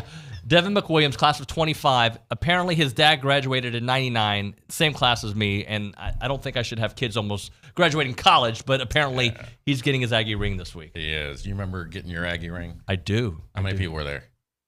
I'm going to assume 18, 20 for my group, right? But it was at the Chicken, right? It was packed when you could do it. But at the association, there was no hoopla. There was nothing. You just now walk it's like a here. deal, right? We're going to have 60,000 people coming. 60,000. 60,000. 60,000. It's crazy. Ring day is a big deal. You excited? Yeah. I'm very excited. It's fun to tell my dad about the same experience because he says that it was a very similar experience for him when he was a student, that he just went, picked up his ring and left, and it wasn't the huge ordeal that it is today. Yeah. Well, so talk to me about just that, knowing that is coming, right? Like you were telling me at the break that you're a transfer student from Tarleton, which is in the A&M system, but I assume your whole life you've been an Aggie. Yes, sir. So from when I was born, my dad and his three brothers would take me to football games, and they'd bring me up here just about every weekend in the fall. And so as a kid, A&M was like Candyland to me. I was always excited to come up here, and I knew I wanted to be an Aggie growing up. I saw my dad in his ring all the time, And I thought, man, how am I ever going to get to have that same ring and get to live out the same experiences that he did? And it took me a couple of tries to get into A&M. I went to Tarleton State for a year and a half prior, but coming here, even after being a transfer student, has made every experience all the more enjoyable, just because you know what you're missing out on when you're not here. And then when you finally get to enjoy all of the traditions and the football games and everything that A&M has to offer, it's even sweeter. Scott, I'm trying to remember because you brought it up. Like, I feel like I went with a bunch of my friends and we went and picked it up. It was a short line, and like my parents weren't involved. They were involved after, right? Like, congratulations, I love you. But it has become part of A&M history lore. It's theater, right? It's a beautiful moment. It is. It is an essential moment in every Aggie story now. And so we do 3 big ring days a year, 3 small ring days in addition. April's the biggest, and this is going to be the largest ring day in history. 7,100 rings and change. And really the message we want to get out to people is to be prepared because, like I said, 60,000 people, it's a lot of people. You're mostly outside for the time that you're here or you're at the association for ring day. You're at the mercy of the elements. You're going to walk. You're probably going to walk about a mile total. So keep that in mind when you're thinking about grandma or your little brother or whoever you're bringing with you. There's no place to sit, so you're going to be on your feet. There is some strenuous physical nature to it. We want people to be prepared for that, be hydrated, bring a bottle of water and an umbrella so that you can shelter from the elements and all of that. But don't forget your IDs. You need 2 forms of ID to pick up your ring, plus your ring ticket. So we've got 3 days to this ring day: Wednesday, Thursday, and Friday. Oh, so it's 3 days. Okay, it is 3 days now. That's how big of a deal it is. So. My goodness, and how much preparation for it on your end, on your staff's end? So we are blessed to have the best events team anywhere in Brazos County. They are amazing. And our Aggie ring team as well. They are just really high-performing folks. So they start as soon as one ring day is over, we're planning the next one. Yeah. And so this has been in the works since last November, roughly, when we had our last ring day. So you've been envisioning this for a long time. Now that it's the week of, nervous? What's the feeling like? I'm so excited. Yeah. I was nervous at first, but now that it's here, I can't wait for it to happen. I can't wait for my family to be up here. I can't wait for all the people that will be in attendance to just witness that moment. It was really important for me to invite my dad and my parents as well as all of my uncles because they were the reason that I wanted to come here in the first place. And they were all super supportive in me becoming an Aggie, and they love talking about A&M whenever they come down. So for them to come down and have their rings and witness me get mine is going to be a surreal moment. What's your first real Aggie memory? Oh, gosh. It could be football. It could be whatever. It could be your dad's ring. What do you remember from your youth? It has to be football games. I could go on and talk about all the different ones that I went to. But what I remember, I guess my favorite would be any time that we traveled for a road game. I got to miss school, and my mom didn't really like it, but my dad was like, it's for a good cause. We're taking him to go see A&M football. And so we would travel all over the United States. What's some road games you went to? We went to go see us play Colorado, Nebraska, Oklahoma, Oklahoma State, Kansas, Kansas State, Texas, Baylor, Tech, everyone. And the Big 12. Sounds like you've been to more games than I've been to. That's not cool. And then once we got to the SEC, I've been to quite a few SEC road destinations as well. Yeah, that's awesome, man. That's fantastic. You want folks this week, Scott, to prepay if you can at West Campus? Yeah, parking's a challenge just on any given day at Texas A&M, but on ring day, 60,000 people, that's a lot of cars. So absolutely the best thing to do is prepay for a spot in the West Campus garage, park there, get on the shuttle. It is a special shuttle. It only does one thing, right? Is take people to the association and back. That's it. And the shuttle's free. I think parking's $5. Definitely your best bet. And then Aggie Park's going to be popping, right? Oh, man. Yeah. So Thursday and Friday, we have the Aggie Ring Day Marketplace. So we've got CC Creations. They're selling the official exclusive Aggie Ring Day T-shirt. It's unique every year.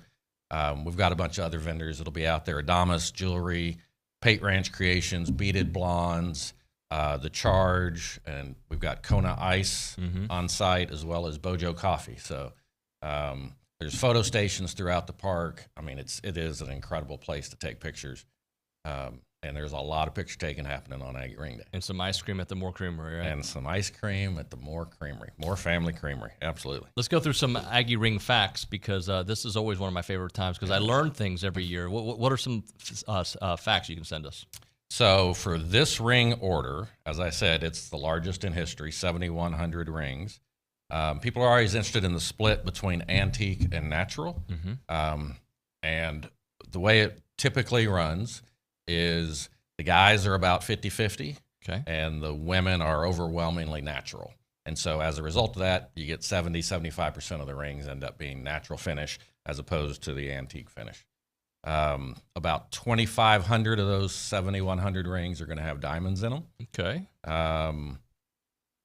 And then the split between the large ring, the small ring, we say man and woman ring, but some women like to have the larger ring. Sure. And every now and then a guy wants a smaller ring because he's got small hands or whatever. So we call them large and small. That split is, for this year, is about 52-48. Okay, it's close. Yeah. So, yeah, a little more women than men, but just a bit. So I see that you're still trying to expand because it's a great place to work and a lot of opportunities here. We talk about it on the show often, just some opportunities, right? Absolutely. Devin was talking about road games. So when you go to a road game, there's a yell practice and typically an Aggie headquarters, and there's activities that are set up with the yell leaders and all that. That doesn't just come together. Somebody's got to do that work. That's the work of our former student programs team, and we're looking for a director for that team right now, director of former student programs. It's a very hands-on job. You work with our clubs, our classes. We've got 250-ish clubs around the world, so there's a lot of travel in this job. But it's all about engaging with former students. Director of former students includes our constituent networks. It includes Aggie Muster. It includes the away game tailgates. Coaches Night. I know you've been to a bunch of Coaches Night. That is coordinated by the former student programs team, working with the coaches staff, the athletic department, 12th man, and then the A&M clubs on the other side. It's the association's former student programs team that helps all of that happen. So it's a great place to work, and that's a particularly cool job because it is very much about engaging with former students, hanging out with Aggies, working events. It's great. And then the marketing side, looking for some help. We are. So you know Randy Rivers? Yeah. Randy Reyes. Well, I'm going to rename him now. We call him lots of other things, too, that aren't fit for radio. No, Randy's great. So Randy's looking for a manager of marketing and business development. This job is primarily about working with our corporate partners and our event sponsors. So we're looking for somebody who's sort of a natural salesperson, not shy, somebody that's willing to sort of get out there and engage and tell our story, tell Aggie's stories, and give businesses the opportunity to tell their story through us to our constituents. And then working with Randy on other marketing endeavors, our campaign, and all sorts of things. So tx.ag/association jobs. Association jobs. Yeah, a lot of great opportunities. Yeah. What do you think you're going to be doing in a couple of years? You know, right now I am on track to graduate with a degree in education. And after that, I want to pursue a master's degree in educational leadership. I want to go into educational administration. So after teaching for a number of years, I would love to secure a job as an assistant principal or principal at a local high school, preferably here in College Station. Well, we'd love to see you around, man. Thank you so much for coming in. Congratulations on getting your ring here this week, and make it memorable, all right? Thank you so much. Thank you for having me. Scott, great job as always, brother. Thank you so much. Thanks for having us. All right, when we come back here on TexAgs Radio, we'll do a little bit of Around Aggieland with Kay Naegeli. That and more, it's TexAgs Radio.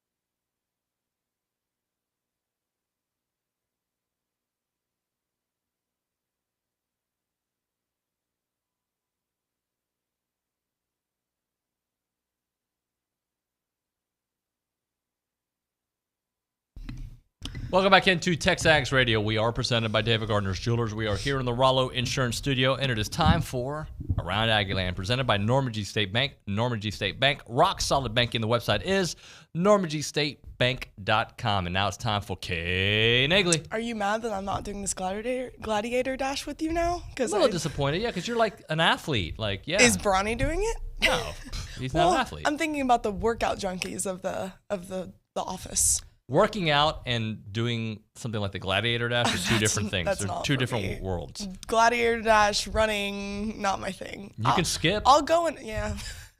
Do you actually, what thing were you talking about getting shocked in? Because I've never heard of something like that. The Tough Mudder, yeah. It's not that bad. But still, that's a crazy like a dog concept. Yeah, it's great.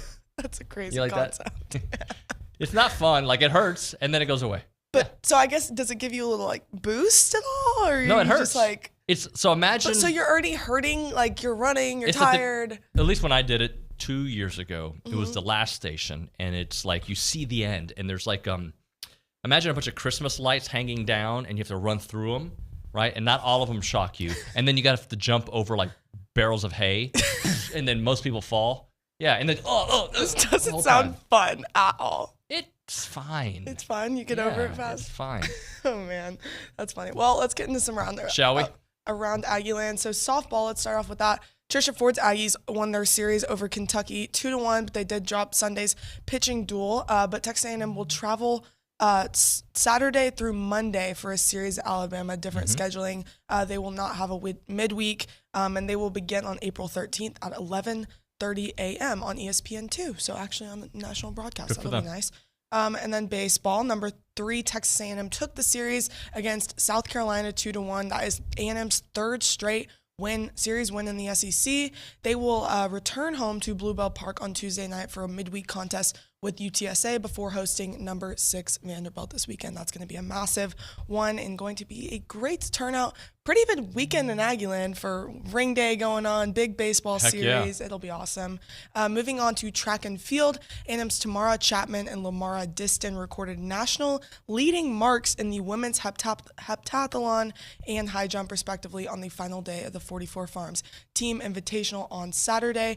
Chapman won 2 of 3 events with a total 6,219 points. That mark ranks her number 1 in the nation for the heptathlon this year and entered her in Aggie history books for number 2 all time. So a heck of a record to break there. And then Diston opened her outdoor campaign, winning the women's high jump.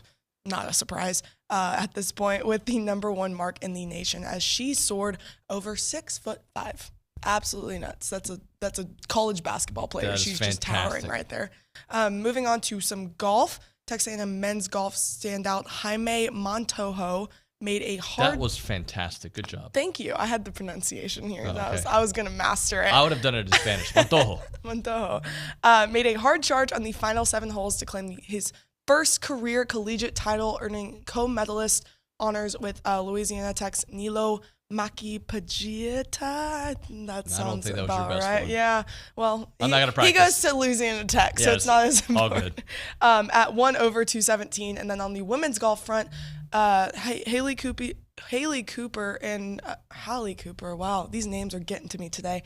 Katiana Fernandez Garcia Pogo wrapped up their week at the 2024 Augusta National Women's Amateur at the historic Augusta golf course.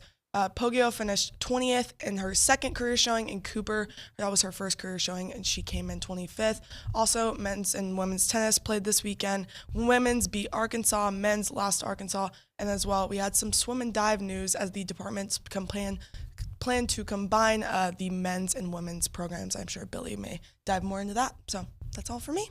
Awesome. Thank you very much. And you were saying that about a year ago, I was giving you advice on your ring dunk. Didn't work out very well. So Matthew Dawson, just whatever he tells you to do. I don't remember giving you advice. I was asking if y'all had done it before, and then you were like, back in my day, and that's the whole. Like an old man? Yeah. No, back in my day. I don't your think 42 seconds towered my 2 minutes. And I wasn't the fastest in my group. Well. Shout out to Brandon Davenport. All right, Kay, thank you very much. Of course.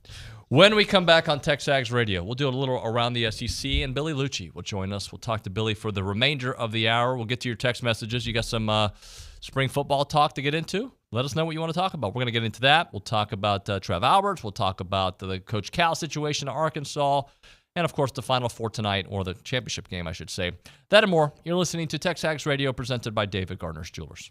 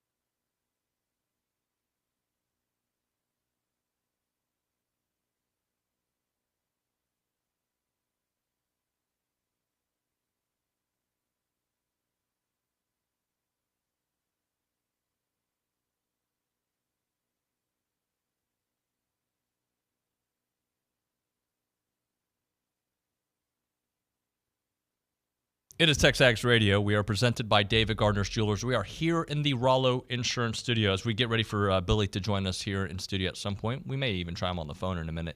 I'm not sure what he wants to do. Let's go to the Angry Elephant News and Social Center. Matthew Dawson's going to give us a couple quick hitters there in the SEC. Absolutely. South Carolina over the weekend, women's basketball, and Dawn Staley defeated Iowa and Caitlin Clark in the national championship game. They absolutely played out of their minds. They are so deep. This is a good team.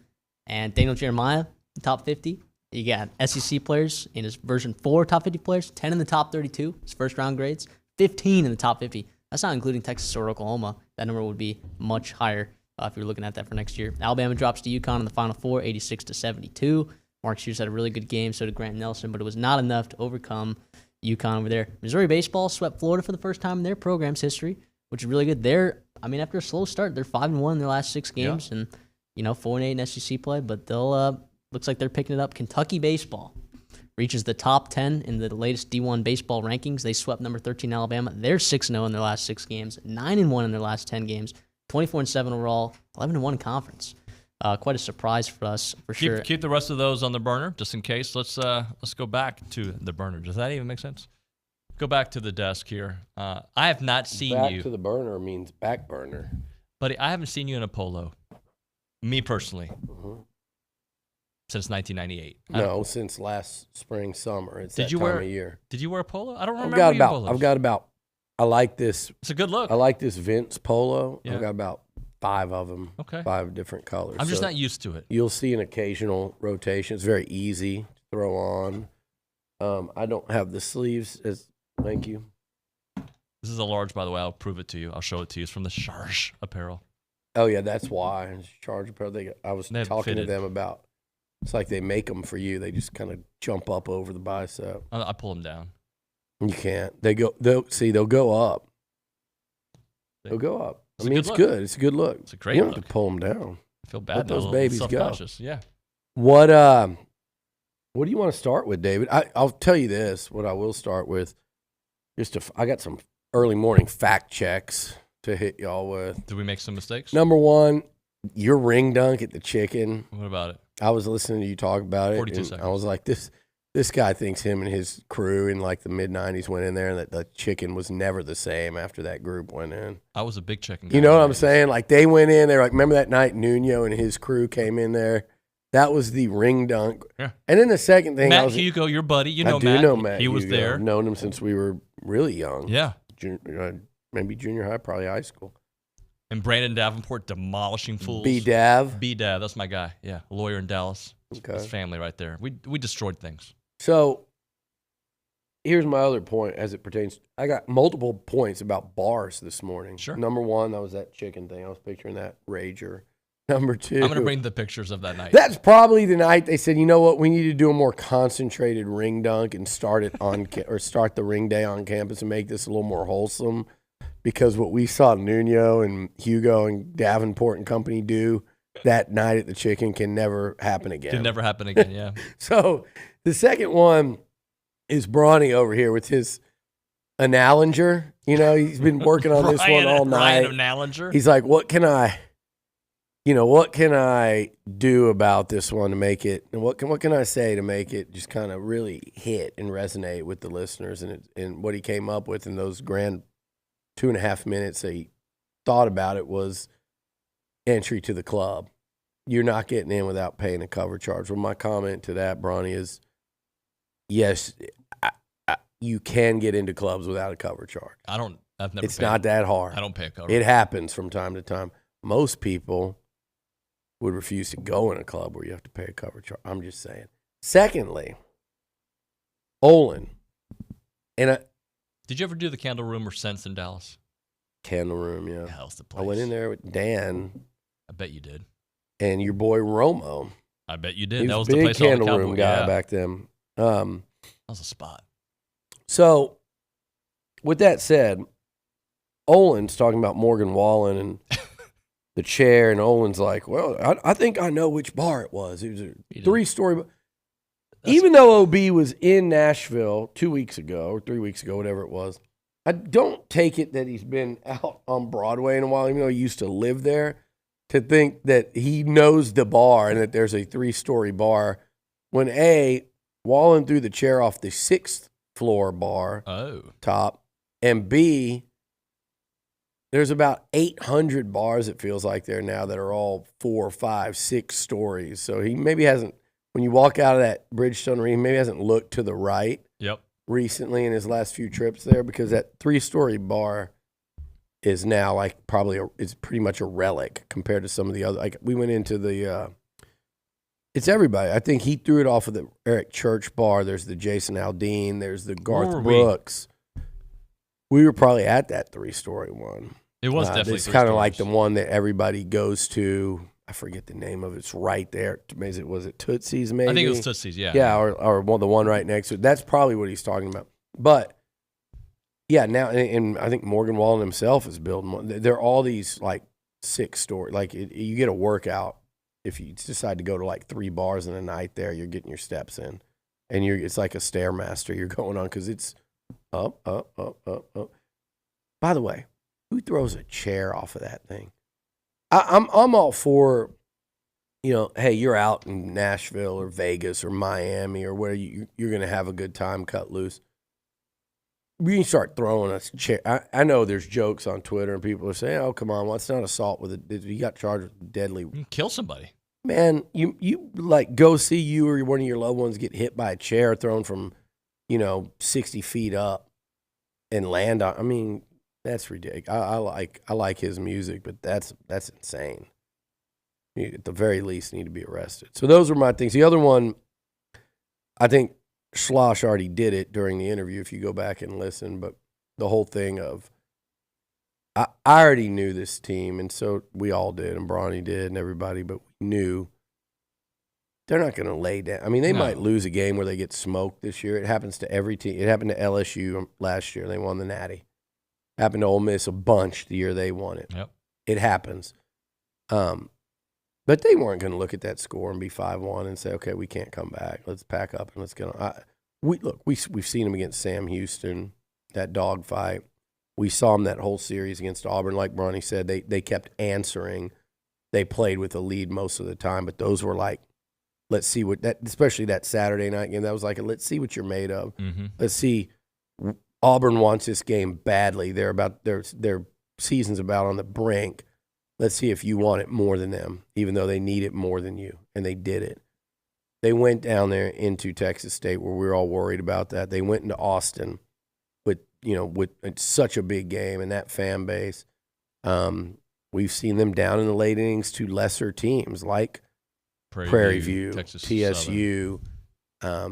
They've shown many, many, many times that they're not going to rest on their laurels. They're not going to say, oh, well, this isn't our day. And just another data point towards that, though. I do think they have that, absolutely have that fight in them. And I was talking to Zane and Bronny this weekend. I said, they're 8-4 in the league now. And if you want to say, oh, let's wait one more weekend, if that's the way you want to do it, because you hit the halfway point of conference play, that I understand that. And you've got a number 6, Vandy, coming in here. That's fine. To me, I'm looking at this team now, and they're more than halfway through the season, and what are they, 27-4? 28-4? What are they? I think it's 28-4. 28-4? Okay. So they're 8-4 in the league. Okay. They've won 3 series in a row. I think when you look at this baseball team, they've won 2 out of every 3 games they've played in the conference. So, yeah, we can sit here and try to project our way out to 17 games because that's what – and Bronny follows his stuff more than we do in terms of, like, he could tell you what 17-win teams in the SEC, where they have gone in terms of their national seeding, their hosting privileges, and whatnot. But I know enough to say I think with their non-conference resume, which isn't like murderer's row, but it's a little better than you think now when you start looking at teams like Lamar. And but you look at their non-conference resume, and then you combine that with what they're doing in the league. And I think, 17 wins. I think no one would argue with you that that's a top 8 national seed. That's fine. But I think we've seen enough, and Bronny kind of touched on it, but Zane will tell you this was my talking point that he ripped. He's sitting out there, Jack the Ripper, in the lobby right now, and that's kind of got a double meaning because what's probably going on in that chair. But oh man, I hear them laughing back. It is time to say, like I totally agree with what he was saying. Like, go back 20 years, and you think of that 2015 team, and that's probably the one that you could have in this conversation with this baseball team right now. And that includes a team that went to the Final Four 2 years ago and won the West in Slosh's first season here. Because at this point in the season, they weren't where this team is. And what I'm talking about is with this team, they've won 2 out of 3 in the league. So instead of making that target 17, why can't they continue to win 2 out of their 3 games? Sure. Why can't they win 2 against Vandy and then you get Georgia in here who's pretty good, but maybe you get another sweep somewhere along the way. Why can't they go win another road series? LSU's scrapping right now. Alabama's really good, but it's not impossible to go in there. It's not impossible to go into Tuscaloosa and take 2 games and win a series with this baseball. And that's what we need to start looking at is like this team can do that. Those teams, the rest of the SEC schedule, have to play A&M. So every time we want to give these other teams credit, I know Vandy's sitting at 6, and I know Vandy's history, and I know LSU. Everybody's got more history recent than A&M. So did Mississippi State, and they got beat 2 out of 3. So did South Carolina, and they went up there to their house and beat them 2 out of 3. You know, Auburn's got basically as much recent history. In fact, the last 2 years, I think they did the same thing. We did. Final Four and a regional. They got swept. So look at you could go as simple as the rankings. You could go at season production to date. A&M, I'd call Vandy toss-up. But based on what they've done this season thus far, and we all know that can change, based on 30-plus game body of work, Texas A&M's better than every team they'll play the rest of the way. Vandy toss-up, and then there's Arkansas towards the end. Other than Arkansas, so they're going to have 5 SEC series after Vandy. They're going to be the better team in 4 of those 5. Yep. Now, you don't know that 3 weekend. weeks from now, but hey, like today, Ryan and I were talking. I don't know why I just called him Ryan. I've never done that, but Brauning, in case y'all were wondering who I was talking about, and I were talking about it, and it's like, if LSU and Ole Miss keep going a certain direction, maybe you catch them towards later in the year when it actually doesn't matter as much to them, other than competitive spirit, which can factor for a lot. But point being, just as easily as one of these teams can come up and be playing better ball than you when you meet them, there's a couple of them that you got to keep your eye on that could be fading when you meet them. So I think this sets up really nicely for A&M if they can win a massive series. We're talking about number 4 versus number 6. It's a big-time series this weekend against a national championship program coming in here to Bluebell Park, Friday, Saturday, Sunday. I mean, this is fun. This is really fun. And if you think that if the Aggies can keep this going, in about a month from now, you're a little over a month, you might have, you could have 1 versus 2, A&M Arkansas. You could. You have 1 versus 3, whatever. I mean, I keep saying they're number 4. They're number 3 in most polls. Number 3 in the country, yeah. 3 versus 6 this weekend. Yeah, you might look up in 5 weeks from now, and it's 1v2 across the street with across the other street Troubadour Fest going on. What a weekend that would be. So, point being, all of these things are well within the realm of possibility, and just like we've been saying for a while, I don't know, and none of us know, and I like the analogy. Analonger did have a good one earlier. He said, of course it's easy to take the field in this. But by the way, did you know he's talking to himself there? Because he's been ducking, he's the same guy that lowballed that if it's a success, if you go in there and win 1 this weekend. Remember that? I don't remember that. Yeah, you weren't here. That's right. That he was hosting. You go in there and win 1 this weekend, you held serve. They went and won 2 and almost got a sweep. You can talk about this team, and I've been saying this for a while. This team is good enough. They have the pieces. They have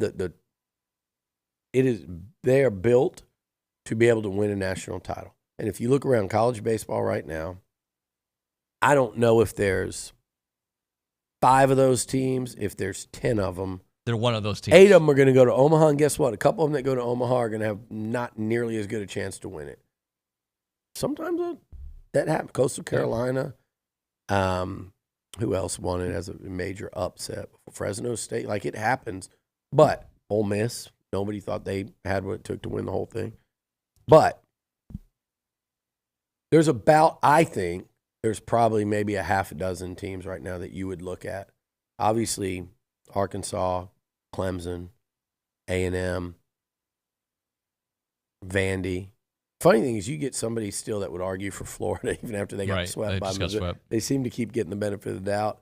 They're the only ones that beat A&M 2 out of 3, so you got to give them that. But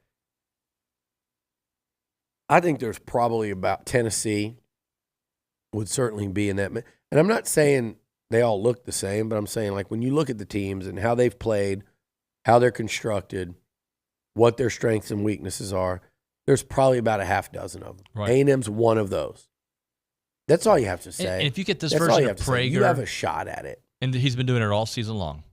You get this Lampkin, not this past weekend, but overall what you've gotten from Lampkin all season long. What you get from Evan Ostenbeck every time he said, what we got from Shane Sadeo this weekend. Like, those are reasons to believe it's not just the offense mashing. This is now several data points at that pitching staff. You look at Sadeo, Cortez, Rudis, you get Wansing back, which sounds like they will, but especially if in a month from now, he's the Troy Wansing that finished last season. Yeah, I mean, there's all kinds of, I still think, opportunity for this team to get better. You know, you're getting, well, now what you've got going in left field, Sorrell, you could see that thing take it to second base. Y'all talked about Targach seems to have, gotten it going a little. Yeah. And you got, I think at worst, you got a nice one, too, there with him and Kent. The worst right now. And one of those two could really, at some point, you hope, hit their stride. Yep. And maybe that's coming. But, man, Chestnut, and that's another one piece of the conversation there at second. You got him back here in the last week or so. So I think there's still quite a bit of room, actually, for this team to get better. 100%. And that's wild. Yep. So, I mean, and look, Jace gets, I think, held to a different standard, like him and Braden. Like, Braden had a more of a quiet week, and, oh, by the way, he had 5 hits. Right. I mean, it's like, so, and a couple of long outs, as Bronny calls them, loud outs. But Jace gets held to a different standard. He's getting on base via the walk quite a bit, and then he'll mix in a hit. And I know he hit a bomb yesterday. Like, there's going to be a stretch where he heats up and hits, 6 or 7 home runs in a 2-week span. He's batting .297 with 14 home runs. Oh, I'm not talking about the year. I'm just talking about his average was also once at like 340 or 330. 333.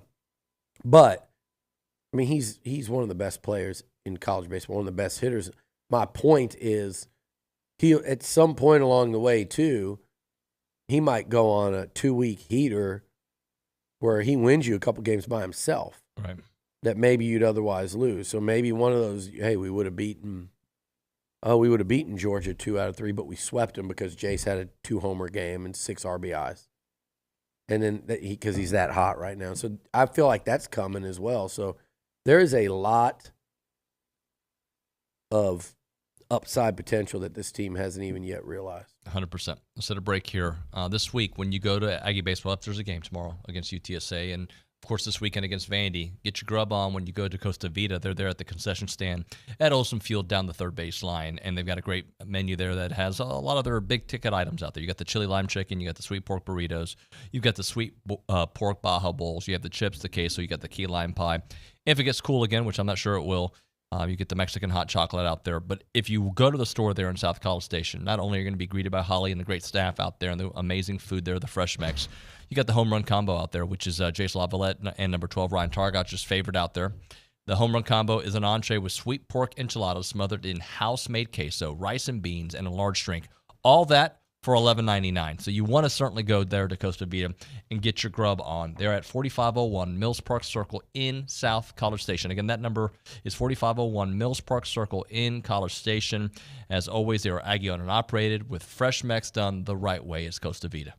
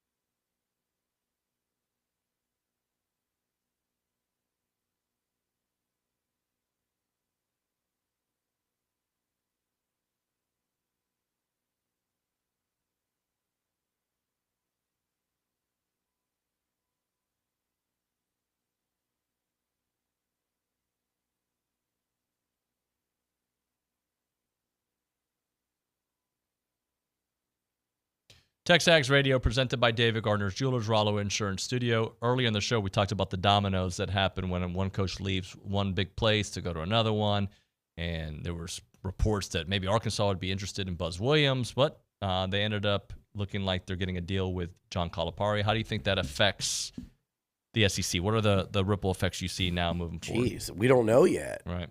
Who's Kentucky going to hire? Like, is Kentucky going to get the guy that gets them back to where Cal once had them? You wouldn't think Kentucky could ever miss. They have. You know, Gillespie wasn't a good fit for them, unfortunately, for A&M and for Billy Clyde. Like, you know, they have, but really, you know, let's just say Kentucky Kentucky could get a lot better. Yeah. They could get a lot better, and that's crazy to say, and that's why they're okay with Cal.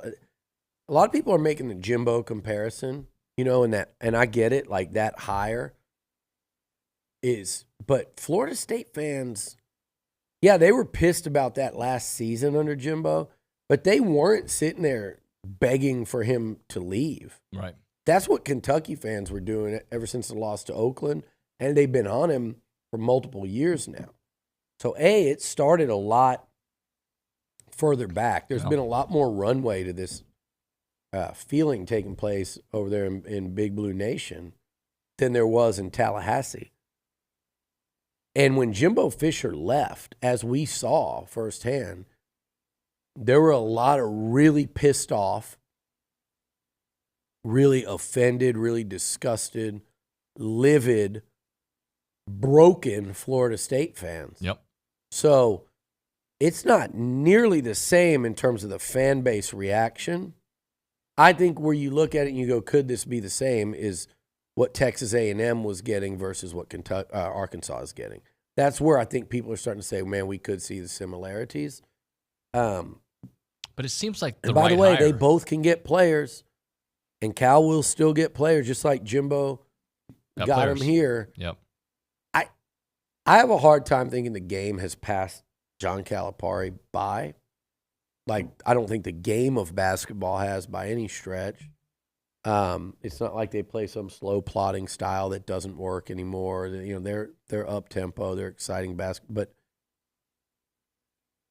I don't think, if anything, this gives Cal a chance to refresh, and Arkansas is going to give them a ton of money. I like all these eyeballs going, oh, wow, Tyson Chicken, Arkansas. Dude, ask anybody in college basketball that knows, or anybody around the SEC, Arkansas was playing with plenty of NIL money this year. A hell of a lot more than this place right here was. That's a fact. That ain't even disputable. And probably more than most teams in the league. Now, does it appear they've committed to take it to a whole other level? Yeah. Absolutely. And guess what? You can do that if you hire John Calipari. Because all of a sudden their fan base is just rejuvenated in a way that they never imagined. He's gonna have to win, or it's gonna get ugly there. Because they are gonna spend a ton of money. He is going to get elite talent. And I'm gonna tell you something, if you're in college basketball, he's coming for your best player. Yeah, he is. He's coming for everybody. There's players on this roster he's played against that they will come after. He will go after Tennessee's guys. He will go after NATO's his best. That's what he's going to do. And he's going to have the money to do it. He's still at a basketball school. We know Arkansas's history. Final Fours, national championships, 40 minutes of hell, Nolan Richardson, Corliss Williamson, Scotty Thurman. Yep.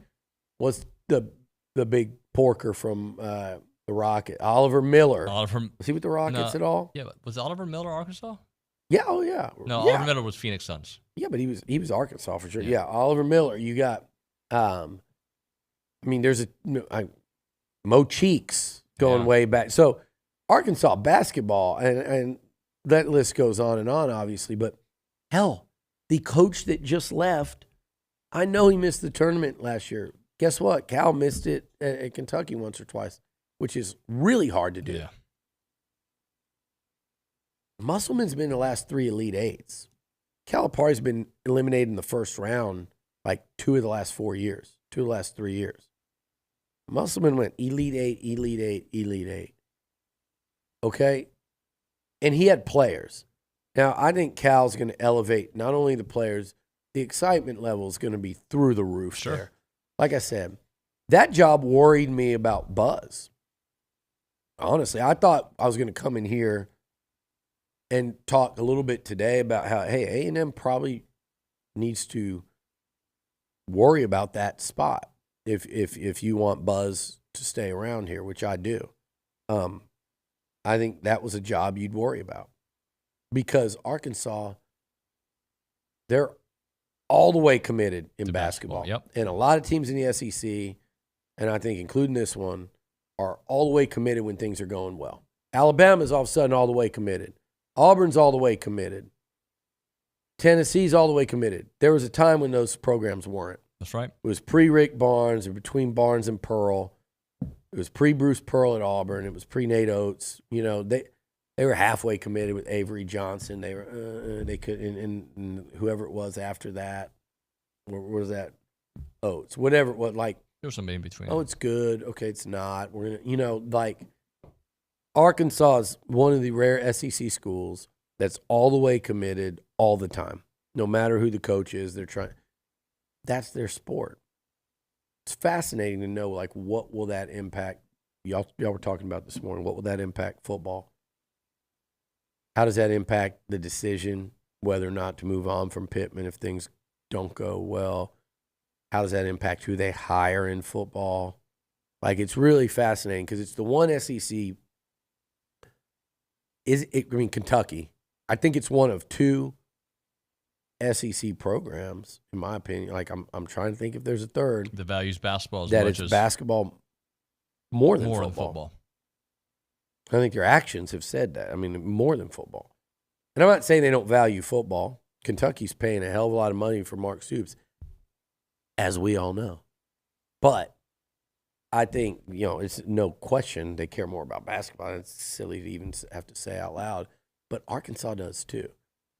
So it's probably about the only job in this league that Cal would have left for. I think it's a great hire for Arkansas. You see how it goes. Yeah. I don't think it's going to go badly. They might not win a championship. He might not get into a Final Four, but he might. Again, excitement through the roof. NIL donations are going to skyrocket. They've already guaranteed they will. That doesn't even count like what they can do to capitalize on fan excitement.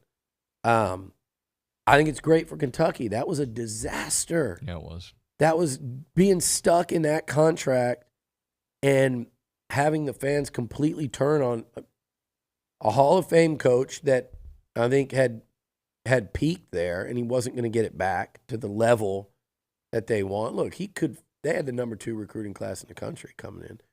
He could have put a team on the court next year that went to an Elite 8. Sure. But anything short of that, and the fans weren't going to be happy. So I think Cal made a great decision for himself because you start the clock over. He got to still go to a basketball school where now the guy that's funding the whole thing allegedly is a great friend of his. And like I said, he starts over. He gets out of the probably nastiness and he was probably miserable going out in that town. Heck yeah. I've been out in Lexington with Billy Gillespie when they were winning. Okay, Logan would be great to talk to about this. I've been to dinner with him when they were winning. His second year there, they were in first place in the SEC. And we went to dinner the night before, an 11 a.m. game against Bruce Pearl in Tennessee. And they beat Tennessee by like 20, and we went to dinner the night after. And these are long dinners. But they were long dinners. Hours at the local steakhouses. You should see the just willingness and just they don't care over there to walk up to the head basketball coach throughout the night, probably a total of about 8 to 10 hours at this bar over 2 nights restaurant, to walk up and offer their unsolicited opinion on who that he should be playing. Some saying he's not doing a good enough job, or what do you plan to do, questioning him about recruiting it. And as you guys know, people here in the local media know, not the best guy to go do that to. Right. That he's going to tell you right back what he thinks. Now, but it was just wild to see because here in College Station, you do that. Football, basketball, baseball, slosh, Jimbo, Elko, Sumlin, whoever, they're going to come up 99 times out of 100, shake your hand, say, yeah, we love you, you're doing a great job, or good luck. I just wanted to come meet you. It's night and day different. So imagine if you're Cal and you're revered there for the longest time, which Billy Clyde never got to that point. You're revered, and then they turn on you. Right. and then they turn, and you're getting paid all that money, and they can't get rid of you, and like that would have been. So it's a great decision for him. For both. It's great for Arkansas, and it could be great for Kentucky. Look, I don't care who they hire. I think if you go back to Kentucky's last, I don't know, about 6 years, whatever it's been, I think they'll have a lot more success in the tournament than Cal had, and that's all they care about. Yeah. I don't know that they might care more about the SEC tournament, the way they flock to that, than they do the SEC regular season, but they care about the postseason in Lexington, and that's it. They care about cutting down nets, and they haven't done near enough of that. It'll be interesting. I mean, I think it shakes up the whole league. I don't know who they hire. It's going to be wild, though. You talked about it this morning, to see the ripple effect and how that affects other teams in this league. But if I'm Buzz Williams and A&M, I'm going now. Okay, like A&M has committed to Buzz in the form of salary where he's at. They've committed to Buzz in the form of the extension and raise last year to show that they believe in him, and he rewarded them with the way that they finished this season. Now,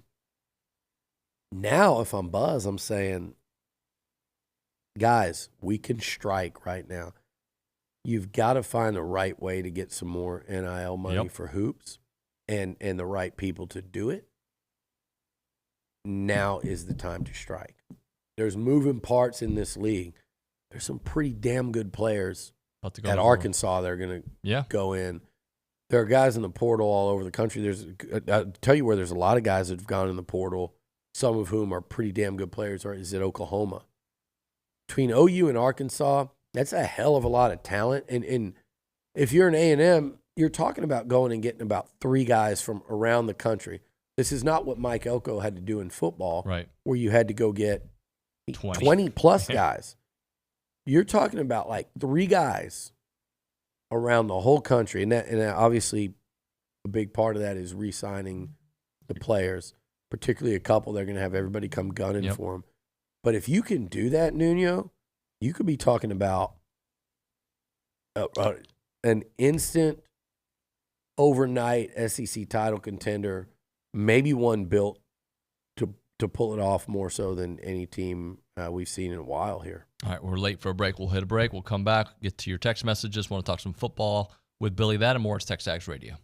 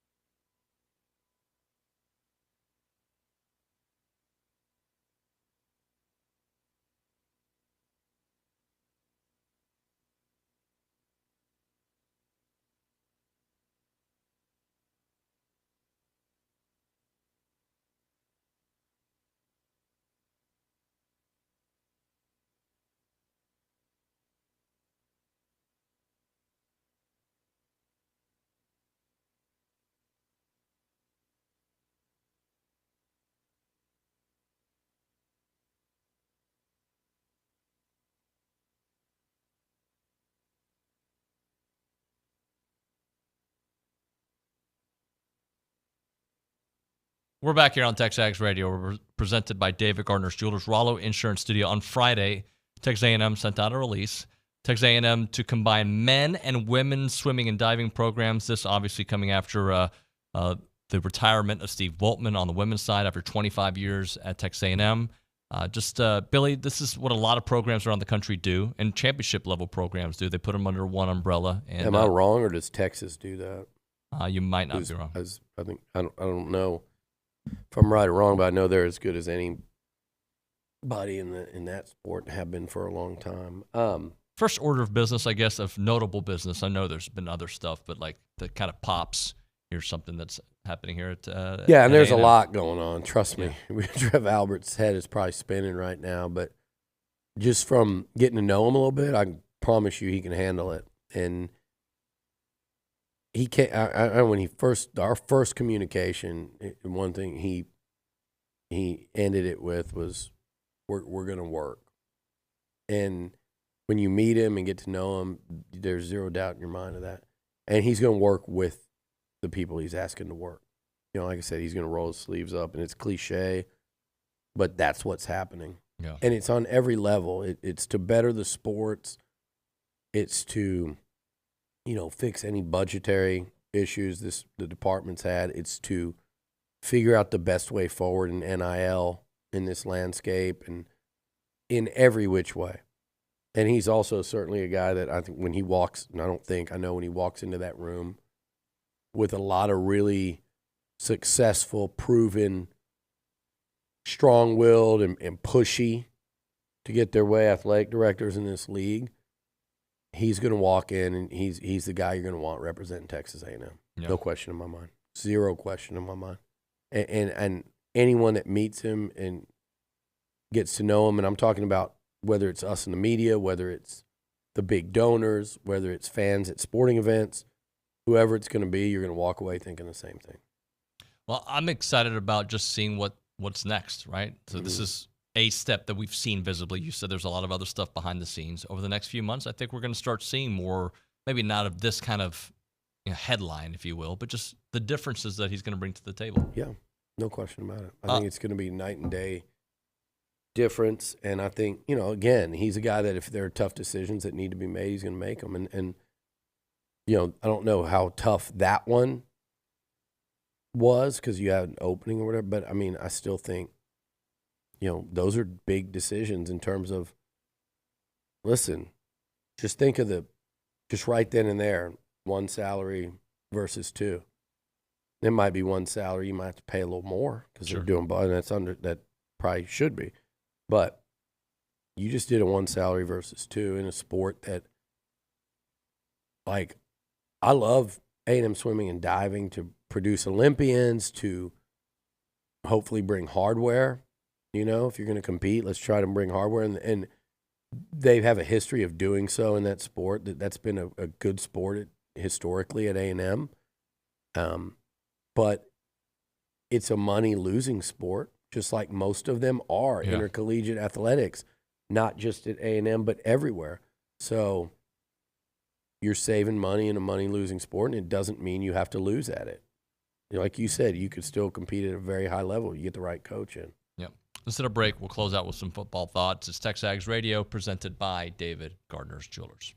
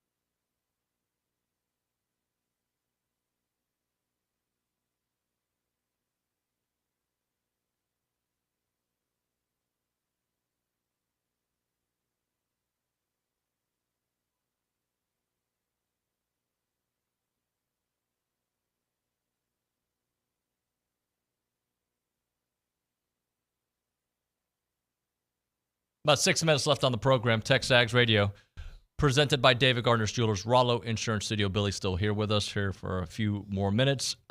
So I did the press conference on Wednesday with the players. Yeah. One of the things that it's not a big talking point, but I am interested how this new helmet communication is going to kind of change just football in general, college football, and it seems like Connor's very excited about it. He likes hearing Colin Klein in his ears. It's going to be different though moving forward for them. It's going to be I think a better product too for what we see.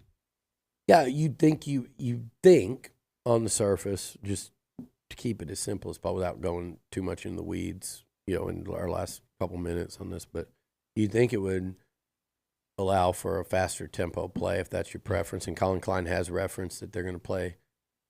I like what he said, like faster at times, so. At times. That to me is the key to this tempo thing. Yeah. It's the coaches that understand when it's time to go and when it's not.